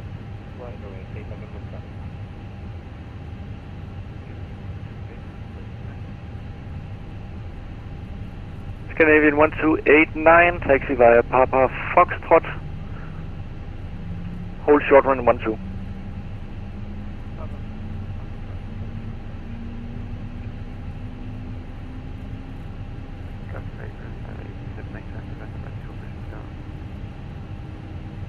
Good start on 2, starting 1. 7 and Tango November, push and start approved. Facing south on release point Sierra 2, QNH 9999. Victor Brown, we have a good engine start. Disconnect. If the Scandinavian 1205, ready for push and start. And engine number 1 is starting. It's strange how long the Avail light always needs in the Canadian Phoenix to actually show 1205, up. push and Seems start to me like it approved, takes release like point Sierra another 1, 30 or 40 facing north, seconds QNH after the engine 9999. starts. And we've got a company message. What do they want? Phoenix 9999, Scandinavian 1205. Have we forgotten any passengers? Yeah, Nordic 400 3 operations messages. Stand Foxtrot 5. Unhappy with the delay codes, it seems. Well, we're gonna sort that Nordic out in 499 flight. Juliet, push and start approved, facing In the meantime, we have 2 good starts. Clear 999. disconnect, clear signal left, and have a good day. West, QNH 999, Nordic 400 Juliet. Don't need anti-IS. Hey, flight control check. Bravo, short of Zulu. Full up. Full down. Eurowings, Neutral. Niner, Full left. taxi Full right. stand Neutral. Alpha 21 And via Throttles. Lima Left. and Juliet. Right. Neutral. 21 via Lima and Juliet, doing service. Okay, after start checks, anti-IS. Off. Here comes status. Checked, pitch trim, 30% set. Quebec, contact tower Rudder trim, 118.575. neutral, after start checklist complete. Eurowings 36 November Mike, request taxi. First, Scandinavian 1289, contact tower Okay, clear signal is received. 118.575.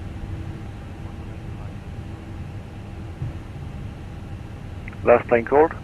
Eurowings 36 November Mike, request taxi. Eurowings 36 November Mike. Behind the Eurowings A320 in front of you, taxi via Juliet Lima Zulu Alpha, hold short runway 12, behind. Eurowings 36 November Mike, behind the Eurowings 320 taxi Juliet Lima Zulu Alpha, hold short runway 12, and confirm that's the inbound or the outbound aircraft. The inbound aircraft, Eurowings 36 November Mike. Okay, thank you. Eurowings 8 November Bravo, hold short runway Lima. So, break off, the inbound is parking over there, and yes, that's the Eurowings. Bravo, disregard. And off we go. Ground Eurowings 9, Echo Mike, quick taxi. Okay, brake check. Pressure 0. Eurowings 9 Echo Mike. Behind the Eurowings on Juliet from right to left, taxi via Lima. Okay, so Juliet, Zulu Lima, Alpha, Zulu, hold short runway Alpha. So 12 basically we go behind. to the right over here, and then straight ahead second taxiway to the left The onto Eurowings on Alpha. Juliet That is for exactly what we right to briefed. left, Taxi Lima. Okay, clear on the right. Hold Alpha for Eurowings 9 Echo Mike. That Eurowings is not a factor over there. Beeline 1 Zulu Tango, Castrop Apron, good evening. Okay, we go Taxi to Zulu, that's stand the second to the Alpha left. 11 via Bravo, Yankee and Mike. Bravo, Yankee Mike to stand Alpha 11 Beeline. Here it is, Zulu to the left. Apron graphs on Beeline 5 Echo Papa, also Bravo short of Zulu. Beeline 5 Echo Papa, Castrop Apron, good evening. You have stand Alpha 23, taxi via Bravo, Yankee, Lima and Juliet, and hold short of Lima. Okay, Bravo, Yankee, Lima, Juliet. Okay, so next up into Alpha, and Alpha is going to be the first on the right hand side. Okay, so let's go ahead with the takeoff review. Right seat takeoff, runway 22 right, flaps 1, noise abatement 2, takeoff speeds 124, 135, Nordic 49 Juliet, taxi via and we Victor, have some flat Romeo, temperature of Yankee, 68 degrees Foxtrot, in as well. hold short runway 12. The sit straight ahead, pretty much. Climbing flight level 70, contact departure when passing 1000 in the climb, and apart from that, I don't have any specials. Emergencies, straight ahead 25 miles, climbing 3000 feet, pick up the hold over there, and that's the briefing complete. Any questions? No, okay. So, Alpha to the right, hold short of the runway.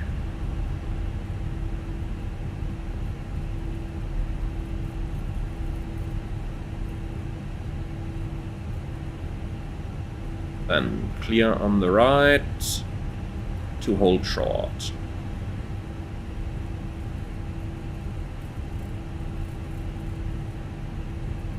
Eurowings 36 November Mike approaching runway 12. 36 November Mike, contact tower 118.575, good evening. 118.575 Eurowings 36 November Mike, good evening.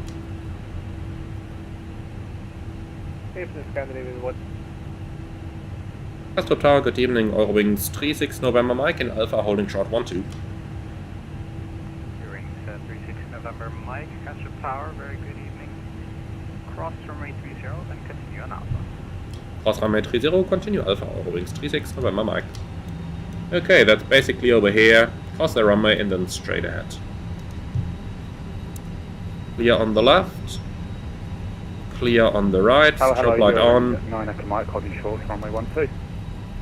Eurowings 9 Echo Mike, Astro Tower, very good evening. Follow the company traffic on Alpha, cross runway 30. Follow company traffic on Alpha, cross runway 20, thanks very much. Eurowings 9 Echo Mike. Eurowings 36 November Mike, contact tower 109.350. 119.350, Eurowings 36 November Mike, ciao.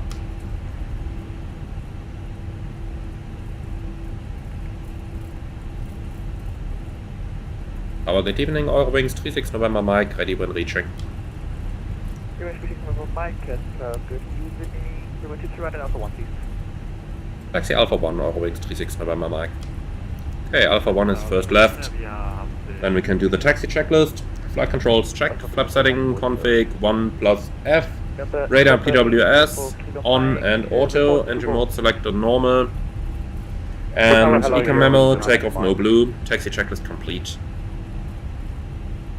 Okay, that guy's lining up, so after him it's probably going to be our turn.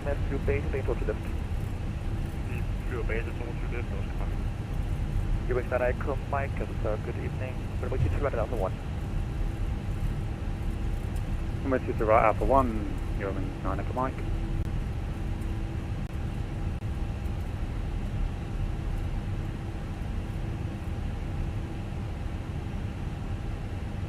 So one guy ahead of us should be a timely departure. Looking at the predicted flight time of 1 hour and 4 minutes, It looks like we're going to arrive exactly at the end of the event at Düsseldorf. That's very good. So perfect timing. Bekræft 118 og ikke 108. Det er mig, der er dum. Jeg er 118. Kom ind. 118 også, for vi tager på det. That really looks like absolutely perfect timing to me. After departure, contact the approach 119.8. Wind is 62 at 4 knots. Runway 22 right. Clear to take off. Bye-bye.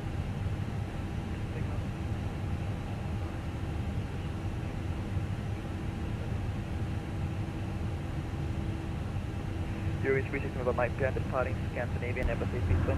Runway 22 right. Then I'm waiting behind. Eurowings 36 November Mike behind the Scandinavian Airbus 320 line up runway 22 right behind.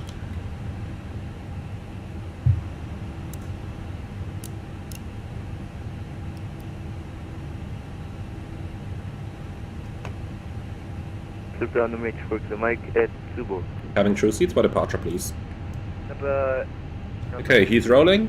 4 kilo Mike. Line up checklist. Takeoff runway 22 right confirmed.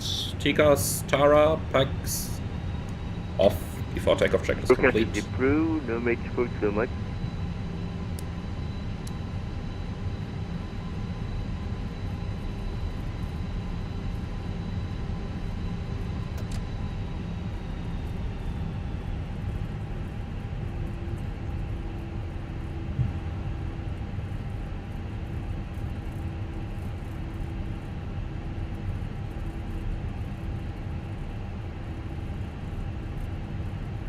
And that's all clear.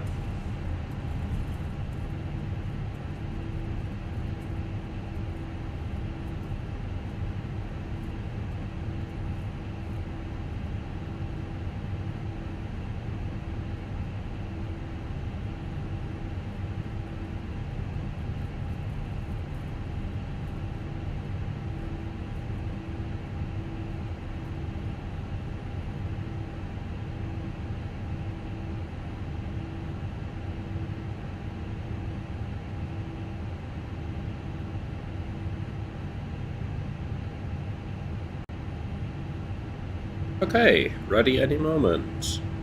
Eurowings 36 November Mike. After departure, contact approach 119.8. Wind 22 at 4 knots. Runway 22 right. Clear to take off. Bye-bye. 119.8 when airborne and runway to the right clear for takeoff. Eurowings 36 November Mike. Bye bye. So, timing, 1205, stabilized, Go ahead, 1205. set takeoff thrust, man flag 68 SRS runway, auto thrust blue, takeoff thrust set, indications normal. Say again for 1205. 125, holding point Alpha 2, runway 22 right. Alpha 2, start about to 1205. 100 knots, checked. V1. Rotate. And Scandinavian 1225 via Alpha 2, runway 22 right, then I'm waiting. Then up by Alpha 2. Gear up. Positive rate.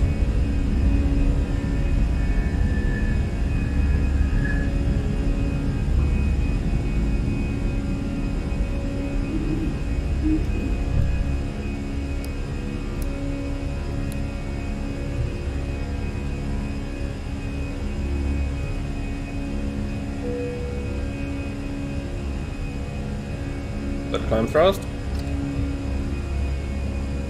Copenhagen departure, good evening, Eurowings 36 November Mike, 1600 climbing 70 Nexon to Charlie.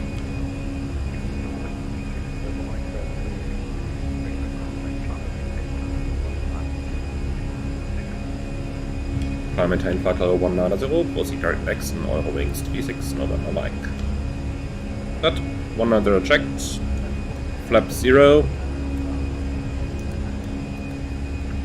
Max on. And direct Nexon is pretty much exactly our route anyway. You can see it.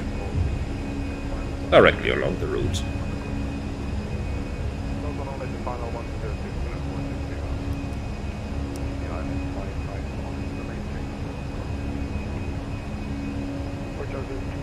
Okay, and then there's not a lot we could do hand flying here, so autopilot is on.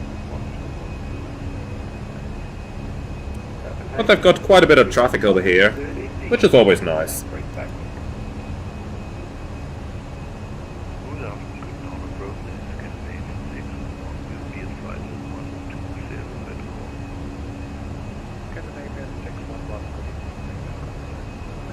No more after takeoff checklist in the Airbus, that makes things really easy. Okay, set standard. Standard set, passing 5-9, climbing 190.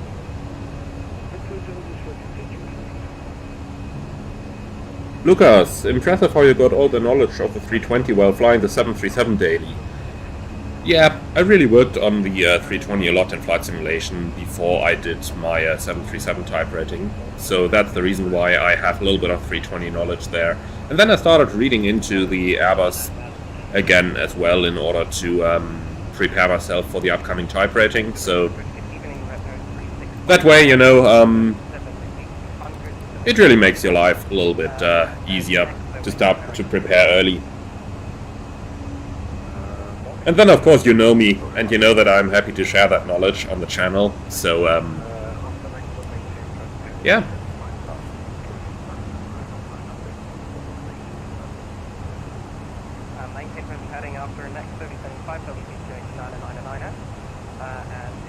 British Aviator, how's the frame rate now with the Phoenix compared to the 737? It's still worse.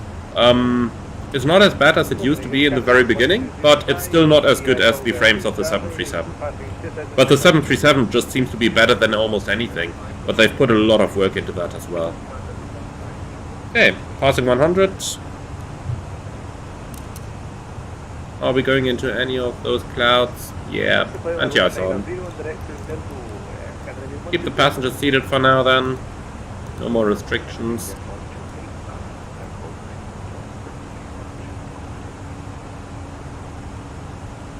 Nothing in the rat nav, copy active to secondary, and then we have cruise 360, op 370. 9 Echo Mike, we keep passing 1,500. Okay.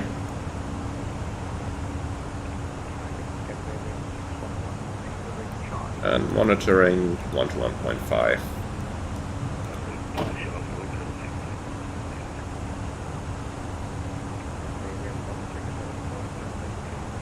So, what's the estimated arrival time? 21:02. Okay, so we've got to gain 2 minutes. That should be easy. Cross endings 100. Arrival time on the hour. Hello. Perfect. Good evening, Eurowings 9 Echo Mike, passing 2,800.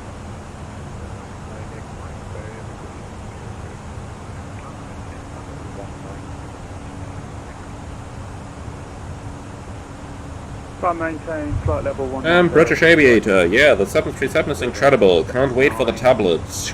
That will complete it for me, and I think I'll be in the 83 everywhere. Yeah, really, the tablet for the 737 is the one thing that is really missing at the moment.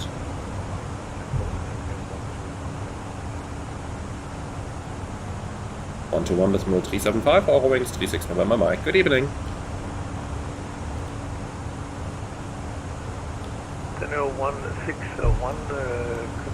A couple more clouds coming up. We'll keep the anti-ice and the seatbelts on for now. Copenhagen, good evening. Eurowings 36 November Mike, passing level 148, climbing 190, inbound Nexon. Eurowings 36 November Mike, Copenhagen 285, climb and maintain flight level 280. Climb maintain flight level 280, Eurowings 36 November Mike. That 280 blue. Contact Copenhagen 136 05.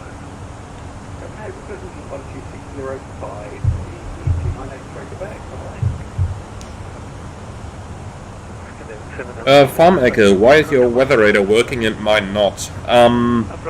That's not the weather radar you see there, that's the GPWS terrain display.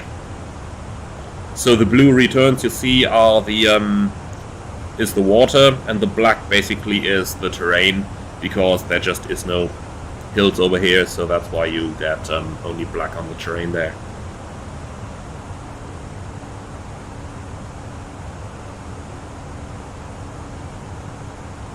Okay, into the clouds once more, but thereafter we should hopefully be out. Jake Control this evening, we're left into 2 minute golf and we're inbound Monarch, passing through flight level 235. We see anything down there? No, not really. Anyway, good enough for us. Eyes not detected. Well, let's keep it on anyway, for the time that we are flying through the clouds. Direct next sail on the Monarch 3 Charlie arrival and 1190. Let's put those lights out. I want to be able to see something. Looks like we need some more anti-ice, but I don't feel any turbulence, so seatbelts can go off. Yeah, sorry about that. KLM 372, descent flight level 150. No worries, flight level 150, KLM 372. Ryanair 62 at Mark, descent flight level 90. Wille the Dude, why do you say Eurowings? That's the German pronunciation of it, and that's how the majority of Eurowings pilots pronounce it as well. There are a couple guys saying Eurowings, but the majority of them actually pronounces it the German way, which is Eurowings.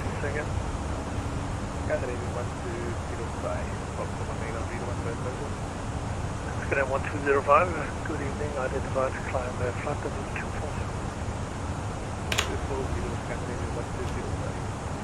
Setup 161, clearly inbound Copenhagen. Okay, couple more clouds before we can turn the anti-ice off. What's the outside temperature? Minus 38. So as soon as the static air temperature reaches minus 40, we can then turn the anti-ice off. But basically, when the outside temperature goes below minus 40, any water that is left in the clouds would be so deeply frozen that it can no longer freeze to your aircraft, but any ice that might be there is just going to bounce off the plane. But now we are out of the clouds anyway, so engine anti-ice can go off. Okay, somebody asked earlier on what the captain and purser or only the captain button is up here on the evacuation panel. And basically this determines who can set off the evacuation command in the airplane. So that's what you have down here. I'm not going to push that now. But basically if this is set to captain only, then you can only trigger the evacuation command from the cockpit. If this is set to captain and purser, then you can trigger the alarm from both the cockpit as well as from the cabin attendant station in the cabin.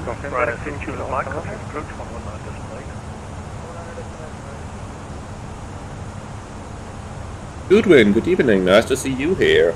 What is your opinion on the lighting in Microsoft Flight Simulator? So the experience when you fly at night, is it good? What can be improved? To be honest, I would say it is actually quite alright. The simulator always looks like it is a very bright night, so one way you have not a full moon, but a very strong light of the moon shining. But overall, I tend to say the lighting is quite alright.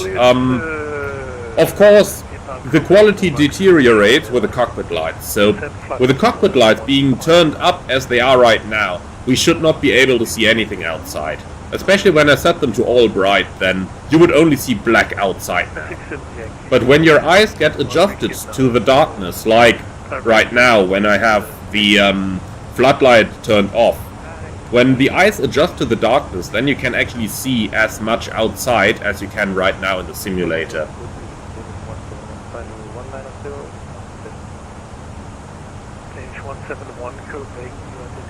But in real life, we basically always keep the floodlight off in the 737. However, in the simulator, I like to be able to see what I'm looking at, so I turn the dome light off in the lowest position over here. That's just my personal taste for flying in the simulator. In real life, with all the lights scattering around the cockpit, so the light from the displays over there, basically, even with the dome light off, in real life it's bright enough that you can... 126.05, Eurowings 36 November Mike, bye.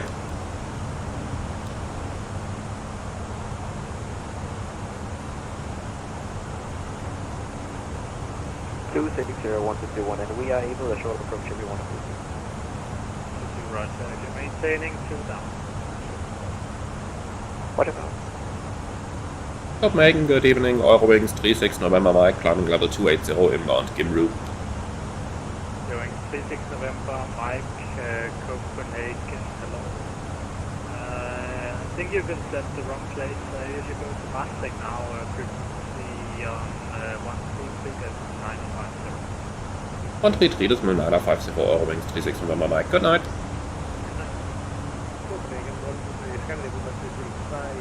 That happens in real life every now and then as well. So let's call Maastricht.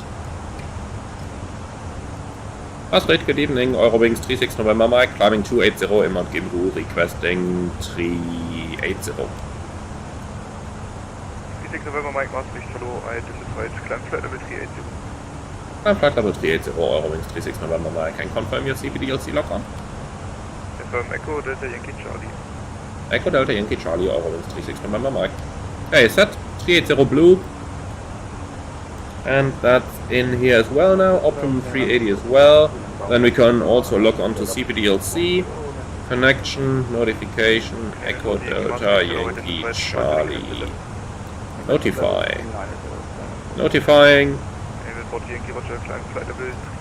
It is a little bit unfortunate that on VATSIM they are using different CPDLC items as they do in real life. In real life, when you are entering Maastricht airspace, it's always going to be Echo Delta Yankee Yankee, regardless of the controller or of the separate station that you are talking to. This is different on VATSIM. On VATSIM, every controller needs their unique identifier, and that's the reason why, for example, right now, we are notifying Echo Delta Yankee Charlie, which is the Celle sector of Maastricht airspace, and basically every controller has a different notifier there. So that's the reason why I had to ask him, versus in real life, basically in Europe, I know all of the identifiers of every single FIR by heart. So, for example, departing Madrid, Lima Echo Charlie Mike, Barcelona, Lima Echo Charlie Bravo, and so on. So, that's something that, that's something that I just find a little bit unfortunate on VATSIM, but it is how it is, so, we'll deal with it.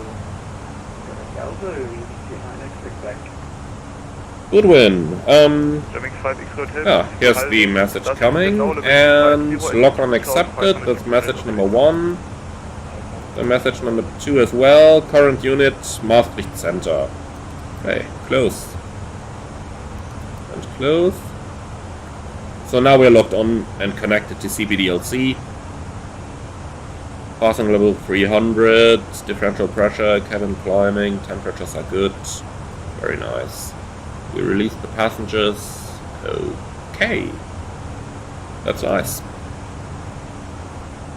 Goodwin, so, how about the light strength from the cities? Are they good or too dark? They might... Yeah, it's hard to say really, because there is one big difference in the atmosphere. Well, there are 1,000 big differences, but there is one more big difference in the atmosphere between Microsoft Flight Simulator and real life. And that is, we are currently heading towards Hamburg, and we can see that we're getting a message here. Proceed direct Oscar Sierra November. Wilco. Send. Sending. Received. Direct to Oscar Sierra November with the beam points. Yes, close this please. And insert.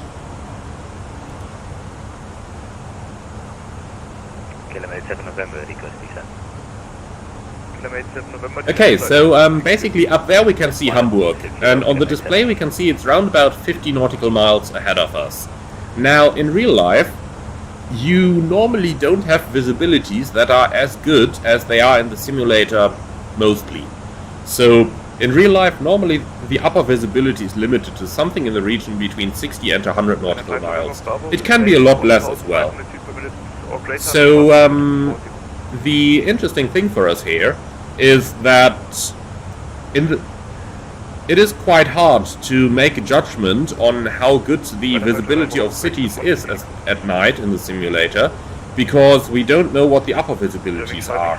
Now, we do know that in the simulator the upper visibility is basically always unlimited.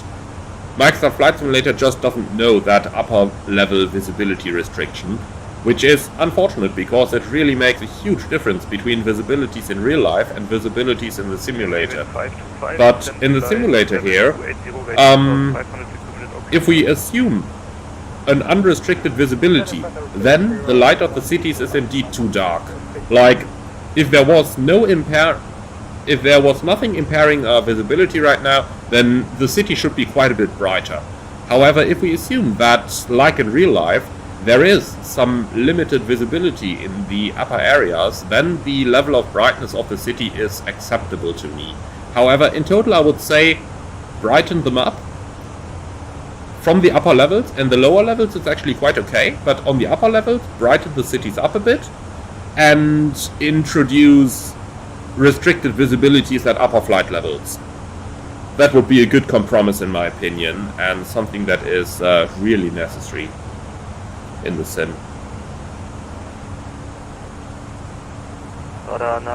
Portugal 6 opportunity level 350. Transport. Hi Manuel, do you know if PMDG thinks about adding fans MCDU with the integrated CPDLC support to the 737 in the future? I don't think they're going to add the fans CDU. Now, if they are going to do CPDLC, I don't know. Honestly, I don't see a lot of demand for it in the PMDG forums, and if the customers aren't demanding those features, then chances are they will not be simulated either. So, at this moment, I somewhat don't think we are going to get CPDLC, but I don't know it. Now, it would be interesting if they're ever going to do the fans MCDU, but I don't really think so. Which is a pity, because the standard MCDU that we see on the PMDG 737 at the moment is being phased out with pretty much any operators nowadays in real life, so except for some US legacy carriers. So in Europe, without the fans MCDU, the aircraft wouldn't even be airworthy anymore. Interestingly enough though, even though we have a fans MCDU in the 737 in my airline, the ATC COM and the CPDLC buttons are inoperative in my airline. On the entire fleet, those buttons are just labeled inop, and when you press them, you just get a key function not supported message in the scratch pad.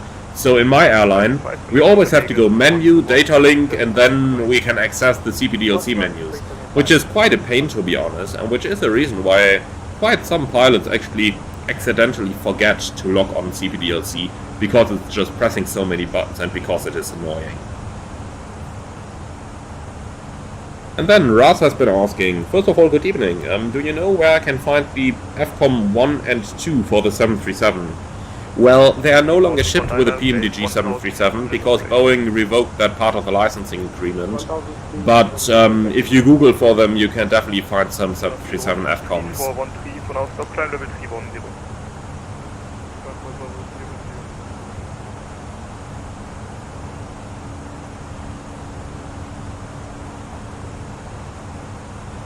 And Lucas, I've seen sometimes now people turn off the packs on takeoff while being on short runway. Is that because they're producing more power then? Yes, basically that is the case. However, be aware that in the Airbus you turn off the packs for the takeoff, and it is pretty much standard operating procedures to do that for all takeoffs on the Airbus. So at least most of the airlines that I know turn the packs off for takeoff anyway, regardless how long or short the runway is. Now on the 737 you cannot turn the packs off, but you have to perform a no engine bleed takeoff, in which you use the APU to pressurize the airplane while turning the engine bleeds off. I did a dedicated video on that, so if you're flying the 737 then I do recommend you to check that video out. And in that I'm explaining exactly how to perform the no engine bleed takeoff in the 737. In the Airbus things are a little bit easier, so if you're flying an Airbus you simply go ahead and select the packs off when you line up on the runway, and once your thrust has been reduced to climb thrust in the climb, you turn on one pack first, then wait for 10 seconds, then turn on the other pack. And we have one to go. ATC Suite, 40 arrivals in Düsseldorf at the moment. Yep. They can get really busy on Mondays. It's their daily online evening, and that's pretty much the reason why I've chosen to fly from Düsseldorf today, because Monday is the Düsseldorf evening on Watts in Germany, together with Nuremberg. And Copenhagen also has their online day on Monday, so it was clear to me that I had to fly this very route. And Düsseldorf is online for 3 hours, which is a perfect window there to fly Düsseldorf, Copenhagen and back. So that's pretty much why I decided to take this route today. And then I've just searched for something else there. And then I decided I had to do 4 sector day out of it, because that is what you usually do in real life. So I decided to pick one of the closest airports that would be more interesting than doing the standard stuff like Düsseldorf to Munich or so, which is rather boring if you ask me. So I kinda had the choice between Zurich and Heathrow, but I decided I would go to Heathrow because it's been a while since I've been there, and Heathrow is always a nice place to go to. And I wanted to check out some of the latest IndyBuilds updates on the Heathrow scenery as well, so that was a perfect destination for me, and that is the reason why I've chosen to go for that particular pair of airports today.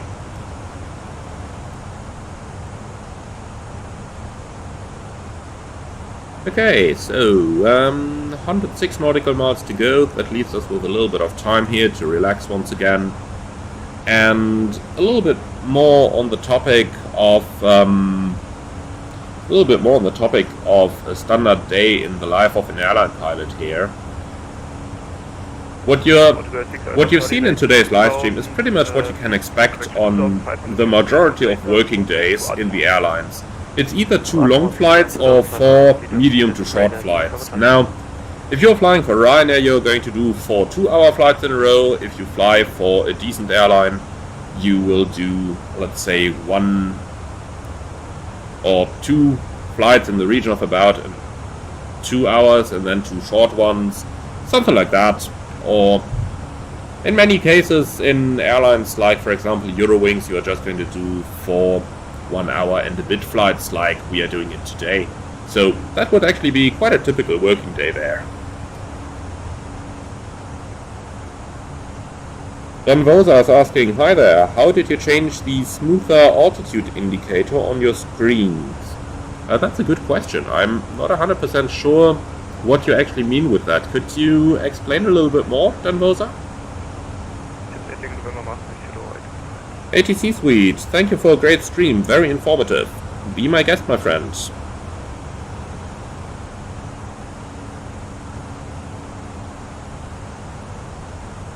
Alright, slowly getting into the region of our destination airport, so how about we actually go ahead and start preparing for the arrival. Flight Dispatch 320, enjoyed flying along with you since Heathrow. Oh, thank you very much. It's certainly nice not to be flying these routes entirely alone. Okay, before we start the arrival, we've just got a sent a delay message, and I believe we've had 5 minutes, and we just put them entirely on the late inbound. So, delay allocation card, delay of inbound flight, OAD.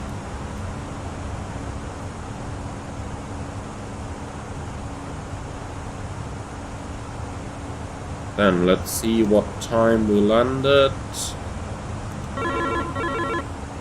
Connect Maastricht 132625. Go. Send.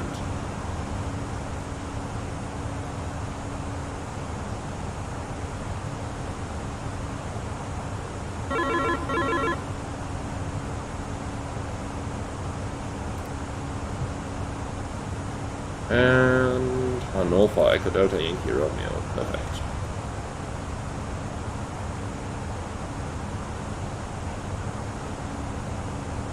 Maastricht, good evening. Eurowings 36 November. Mike, flight level 380 inbound Osnabrück. Eurowings 36 November, Mike, Maastricht, hello. Okay. So they want 4 minutes of delay. And we've had the arrival message. Here it is. On block 1825. Okay. So So let's send that to the company. So 4 minutes delay. On log 1825.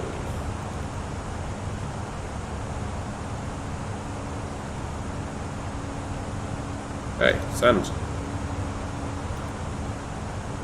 Then, can we actually request an HOTAS through here? I don't think so. No, only Meta and TAF. Okay, then we gotta use the we've gotta use the EFB. And ADC received. Perfect.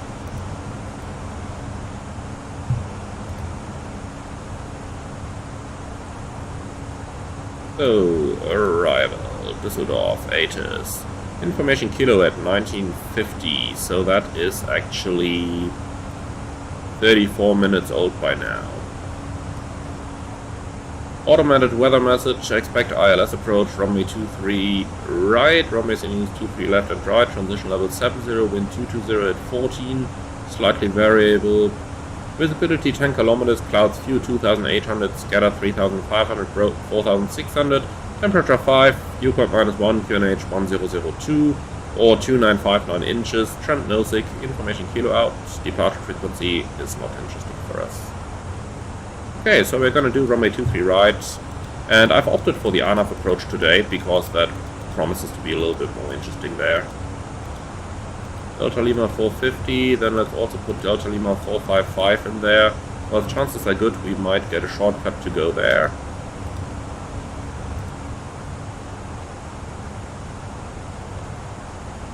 That also means we need nothing in the RADNAV. Over here we can take Düsseldorf to the right. Performance. Let's see that. 1002. 5 degrees. Transition level 70. What was the wind again?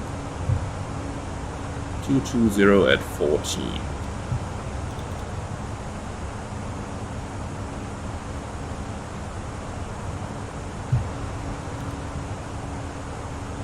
And landing calculation. Runway 23 right.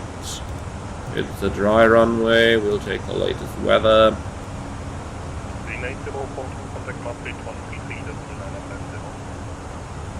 Arrival fuel 3 tons. We currently have 3.7, so minus 700 is 56.2 for the landing weight.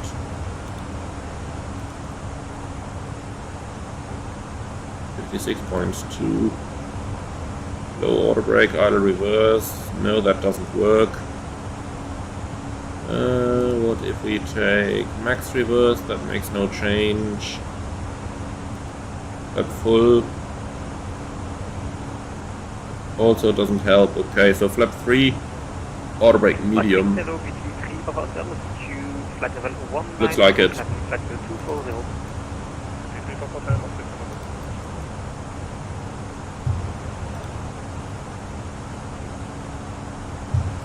Okay. Then let's get out some of the charts.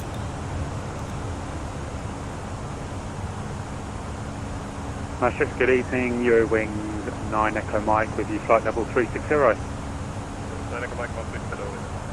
Okay, Halme to 3 transition. Eurowings 36 November Mike, proceed direct Halme. Okay, direct to Halme with the beam points. Insert.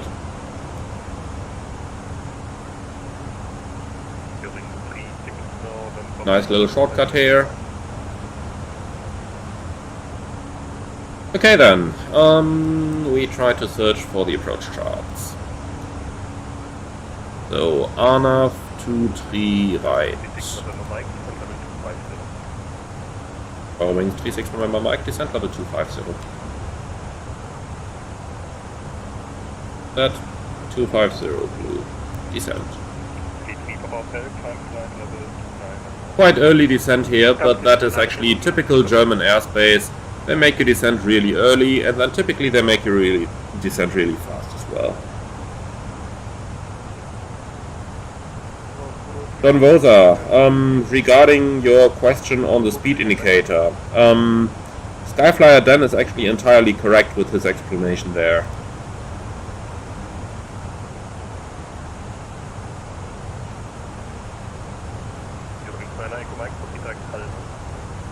Okay, Cat Charlie aircraft, minimum is 532 on an LNAV and VNAV approach, so minimum is 532. And the last thing we might need is the landing runway with the 10-mile ring. Okay, are you ready for the approach briefing? I don't see any threats for the arrival, except for that we have quite a bit of traffic, so we are just going to think along for air traffic control, and if we think there is anything they missed, we are going to talk to them and clarify as needed. Apart from that, we are flying non-precision approach, so QNH blunder error is always a bit of a thing there. So we are just going to verify that the QNH is correct. We're expecting 1002, and we're going to verify with ATC in case we get anything that is like grossly different. That should be mostly it. Weather is good, no temps are good, aircraft is in a good shape, so that's all we need. For the arrival, we have the Halme to tree transition, and if we check that out, the transition in the FMC looks pretty much like what we have on the chart here. That's it. I'm not going to brief the entire thing again. We flew it basically earlier today when we came from Heathrow. So Halme, Xamot, and we've got all the restrictions in here, and in here, and in here. So that leads us onto the ANAF approach, runway 23 right. Starting at Regno in 3000, we've got a 3-degree glide path, and in here we have Regno 3000, 3-degree glide path. For the missed approach, straight at Delta Lima 005, which is an overfly waypoint, and then turn right, direct Lima Mike Alpha, then turn right onto 060 Bravo Oscar Tango to 4000. So Regno, 3-degree glide, Delta Lima 005, which is an overfly, and then Lima and Bottrop climbing to 4000. And that means for the setup we can use Lima NDB and Bottrop NDB, and then we can go ADF and ADF on the EFIS control panel as well, which is exclusively for the missed approach, but fair enough. Eurowings 36 November Mike, rate 2000 or greater.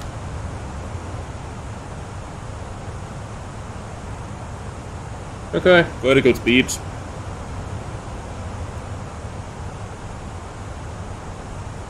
So yeah, that's that much about the radio setup. GPS primary, high accuracy, and we have the approach page filled out for config 3 landing. GPWS flap 3 selected, and if we land like this, we need 1,475 meters, factored 1,696, and once we are below 100 knots, I'm going to turn the auto brakes off so that we can easily vacate via Kilo 3 up here. Full shot from me 2-3 left, that's a bit of a threat there that we don't accidentally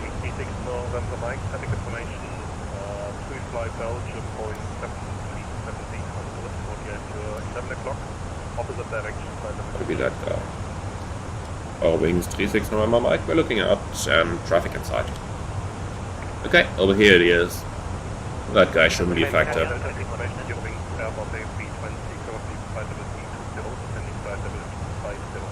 Okay, so yep, going to vacate the runway. Kilo 3, cross 2-3 left, Lima 6, and then parking.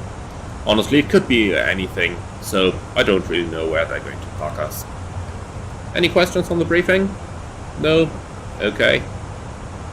Then we're descending already. I'm not going to do a PA to the passengers now, so we'll just keep it going down like this.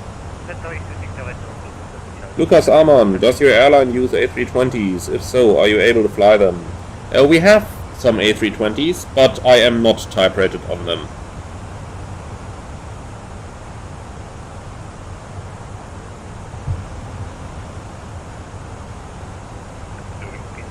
November Mike, contact landing radar 129. 129er decimal 3, Eurowings 36 November Mike, jet.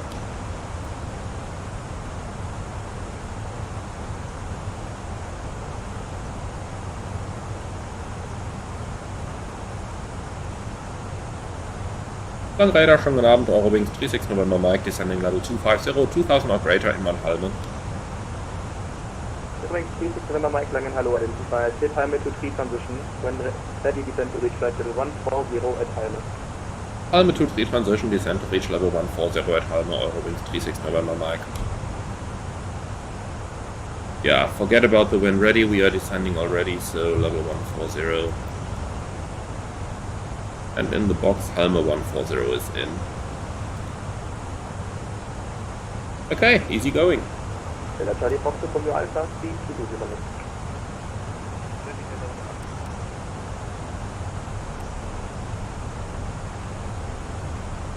What is it doing now? Why is the target speed reducing to 220 knots? Eurowings 36 November Mike, turn left heading 200. Eurowings 36 November Mike, left heading 200.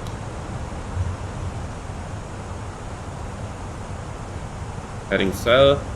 Yeah, that must have been a bug that the target speed has reduced. Look at that. Over here it says managed speed target 342 knots and it just started to reduce 220. That is, well, nonsense. I don't like to use that word, but, well.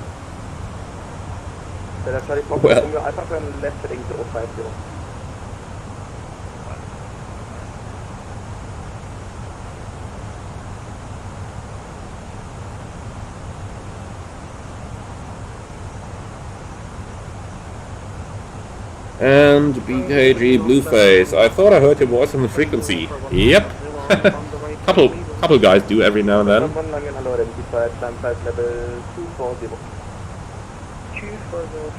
And Lucas Arman, can you fly anything else than a 737, or does your airline not use anything else?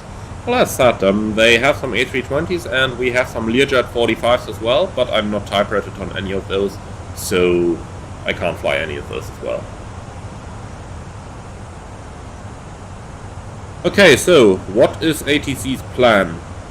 Do they vector us onto an extended final, or are they going to send us back towards Halme? I'm going to take a gamble on the extended final. Let's go open descent and try to get the airplane down. Fasten belts on. Proceed to Halme, Eurowings 36 November Mike. No, too bad. There was hope. Hey, Halme, insert.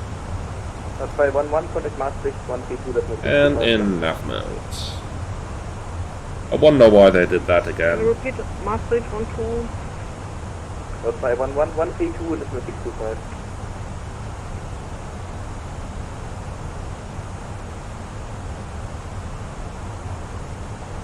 Fly 11132 decimal 625. I'm looking for the frequency. Give me a second. Oh no, looking, just switching.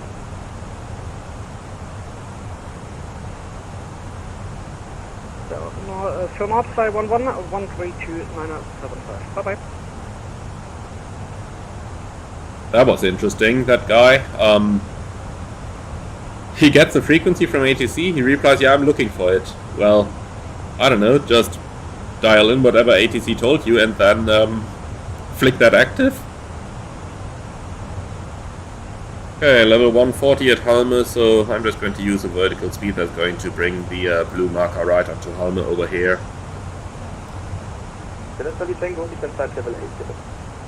Looks like we're about to enter some clouds, engine anti-ice on.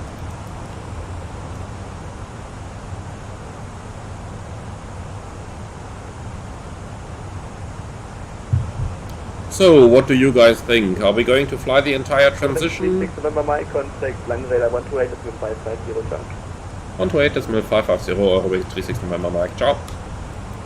Maastricht, good evening, North 511 240 inbound needle. Website 11 still on Langen.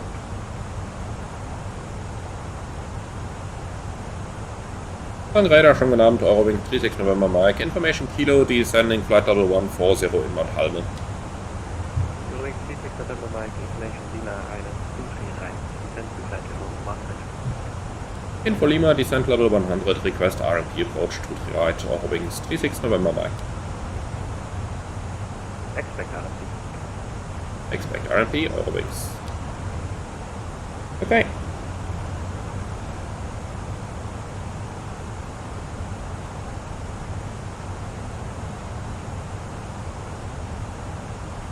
So we're just going to keep the vertical speed for now, and we'll just descend it towards Halme like that.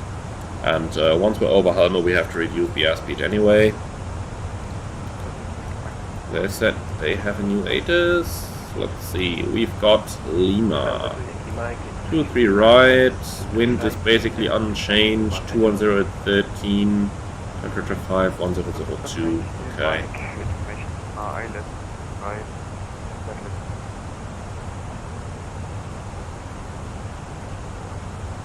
10 at 13, rest is not really relevant.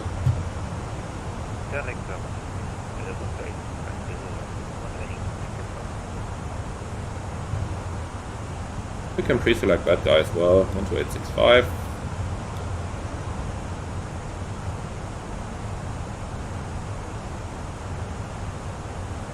So, seatbelts on, engine ATIs on, about to enter some clouds over here. That looks... I don't know, I have a bit of a feeling like this cloud up here looks a bit like an iceberg. I don't know, reminding me of Titanic right now. But I sincerely hope I'm never going to struck an iceberg in the A320. Or in any airplane for that matter.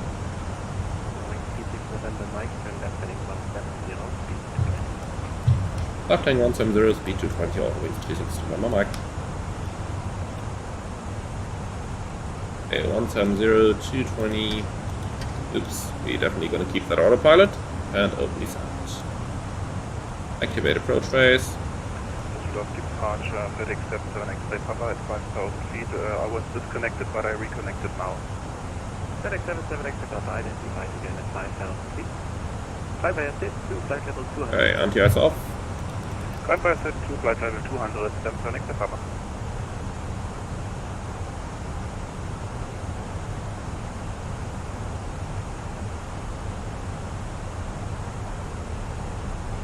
Are we going to enter the clouds again, or are we just about going to go by them? I think we will be clear. But let's see. Yeah, just about clear.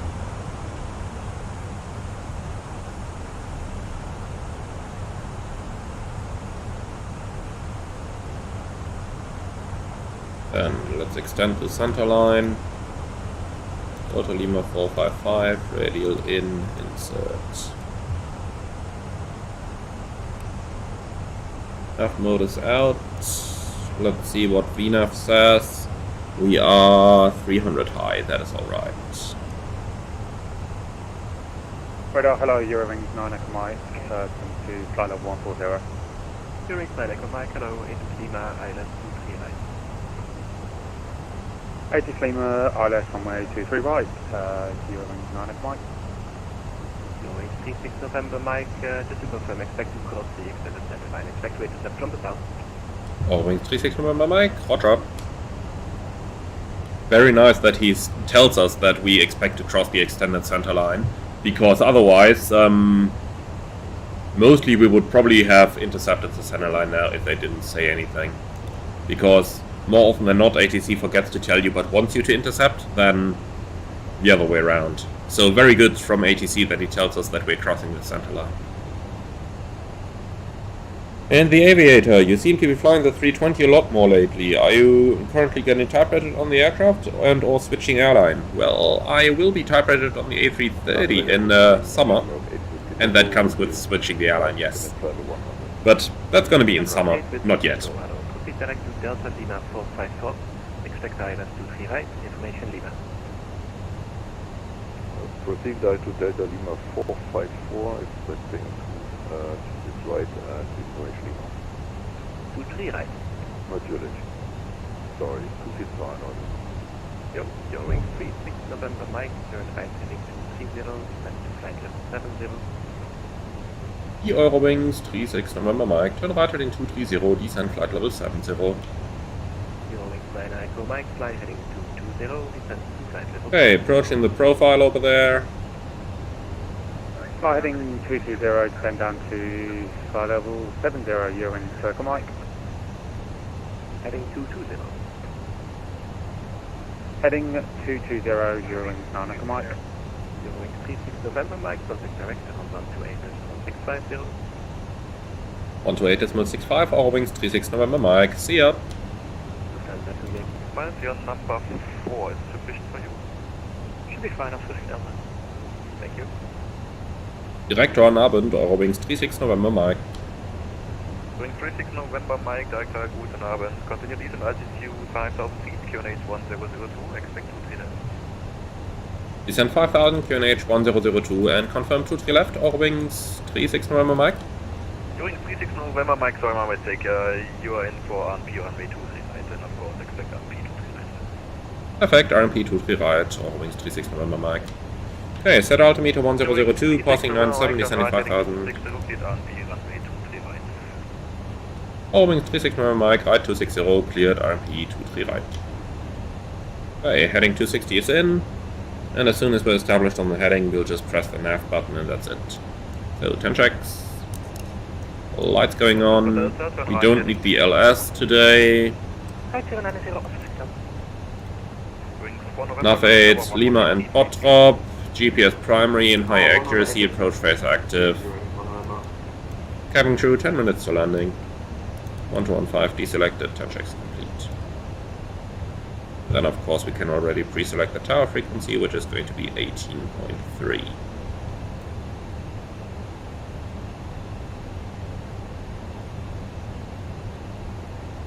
Doing 36 November Mike, reduce speed 1901. Speed 190, Eurowings 36 November Mike. Okay, speed managed. Approach checklist. Baro ref 1002.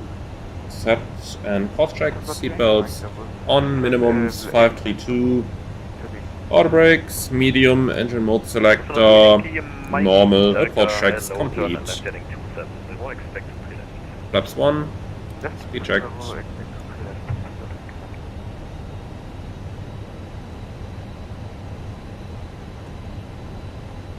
Okay, speed 190.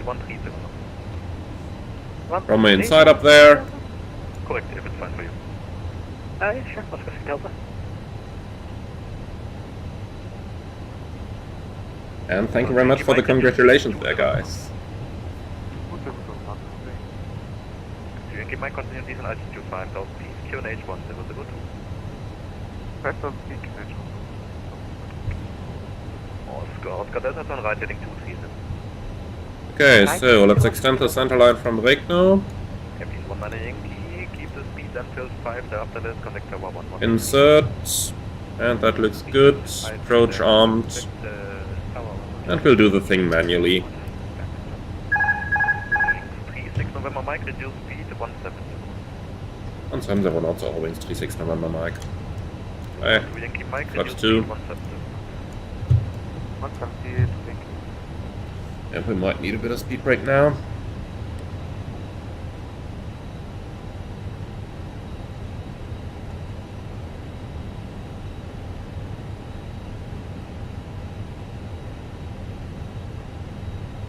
Lufthansa 2 Yankee Mike, turn left heading 260. Interesting. Cleared ILS 23 left.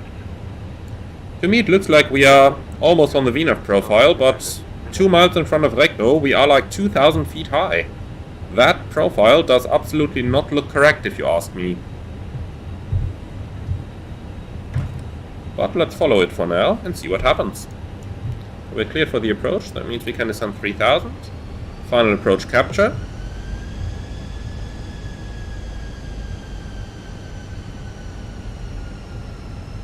I mean, that thing must be kidding me. 1 mile before Regno and we're in 5,000 feet? That's nonsense. Düsseldorf Director, good evening. Shamrock 8 Whiskey. That VDEF indication there is absolutely bollocks. Shamrock 8 Whiskey Tango Director, good evening. Information Lima current. Expect vectors ILS runway 23 left or 23 right. What do you prefer? That is bullshit, what it's indicating there. That is utterly bullshit. Okay, gear down. Let's see if we can do it visually. But I guess not. I guess it's going to be a go-around. Wind 36 November Mike, contact tower 118.3, keep the current speed 1701 until 5. 118.3, 170 until 5, auch wind 36 November Mike, chirp. Director, good evening. Okay, let's see if we can make this, but I'm pretty much expecting a go-around right now. Because that VDEF indication there is just total nonsense. That is really total nonsense. Okay, let's select 4000 as the missed approach altitude. Tower low, Eurowings 36 November right, 23 right. Wings 36 November Mike, Tower hello, confirm on the NP? Hey firm, but more or less on a visual, our FMC totally fucked us over. 36 November Mike, roger. Nevertheless, QNH 1002, 10 degrees, 13 knots, 23 right, clear to land. 23 right, clear to land, Eurowings 36 November Mike.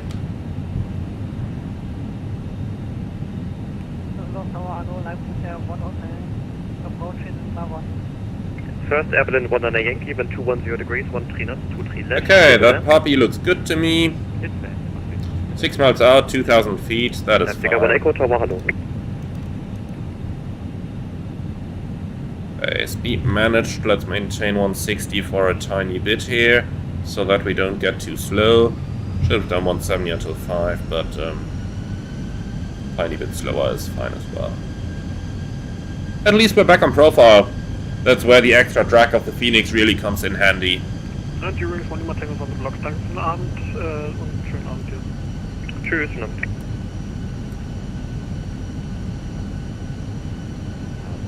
Having crew, please take your seats for landing.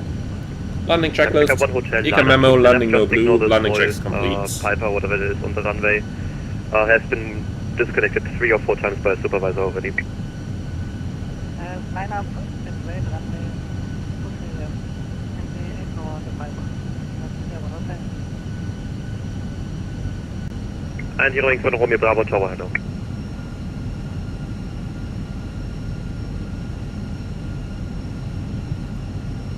Okay, we received clearance, so lights can go on. Floodlight off. Checked.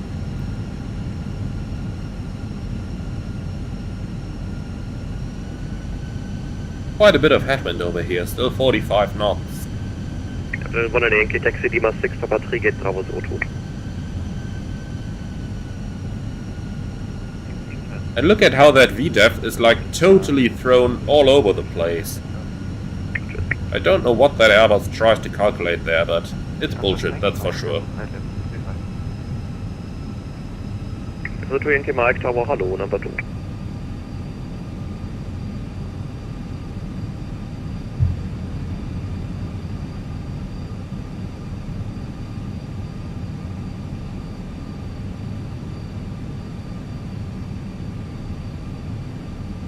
Hundred above. Checked. 400. Minimum. Continue. 300.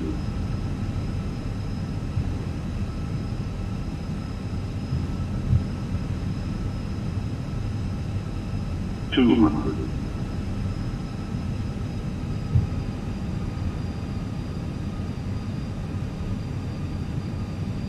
100. Okay, disregarding the puppy now. It's incorrect. Africa 107, 210 degrees, 13 knots, 2 clear for takeoff. 20. Retard. 5. Eurowings von Romeo Bravo behind departing line, take about 10 data, not 2 to left behind. Okay, speed break up. Thruster as normal. Decel. 70 knots, manual brakes.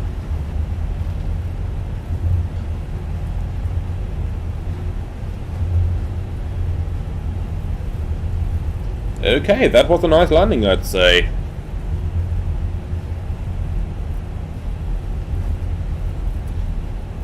That was a nice visual approach, I would say, at night. Yankee Mike, wind 210 degrees, 13 knots, 23 right, clear to left.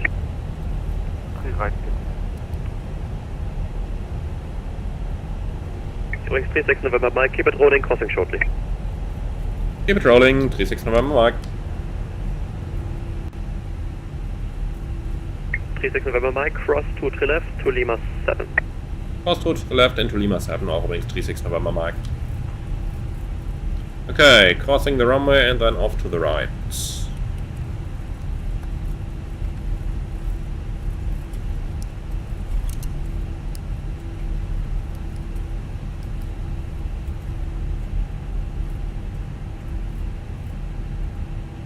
November Mike, continue Lima 7 Romeo, get Bravo 10, schöne Nacht. Lima 7 Romeo, Bravo 10, Eurowings 36 November Mike. Vielen Dank, schönen Abend, tschüss.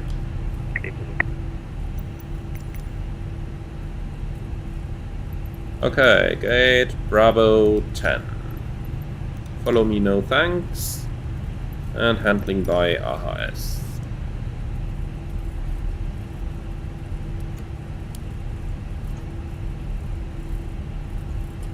Hello again, Oscar Global Delta Island 25 to the left. Alright, I would say that was quite a good day. Yeah, one departure ahead. So we'll bring the plane straight into the gate and then we can already do a bit of the debriefing over here. But first of all, don't miss the taxiway. Whoopsie. So yeah, that is pretty much what a normal day in the life of a flight crew would look like. 4 sectors. Indeed, if this was a day that I would have to fly, I would say that it would have been a pretty nice day because it was rather short. Keep in mind, in many airlines, especially the low-costers like Ryanair, the crew might very well fly something like Palma de Mallorca, which is 2 hours 20 from here, and then it might still go to, for example, Riga, which is another 2 hours. So that stuff can and does certainly happen. Okay, so Bravo 10 is a little bit further ahead. So that stuff certainly does happen, so this would actually have been a very nice and short day for us.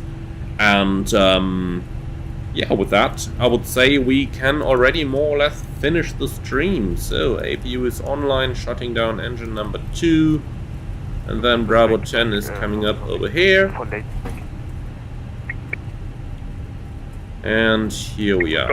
Taxi light off. 10 degrees, 13 knots, 23 left, clear to land. 2 left, clear to land, on 50 Delta.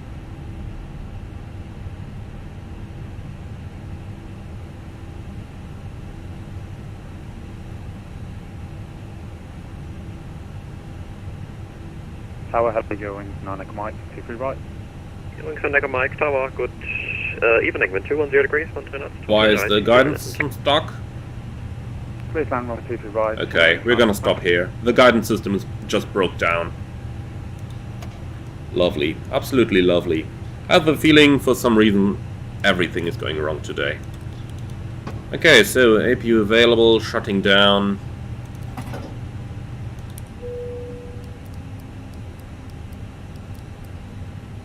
And I believe we forgot the after landing checklist, so let's do that.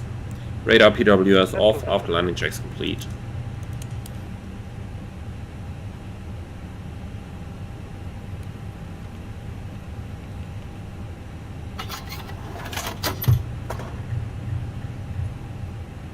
Connection lost? Yeah, thank you. Okay, I don't care. Alright, so, the parking checklist. Parking breaker chocks set, engines off, wing light off, and fuel pumps off. Parking checks complete. APU available. Good. Shut down, please, and you can start the deboarding.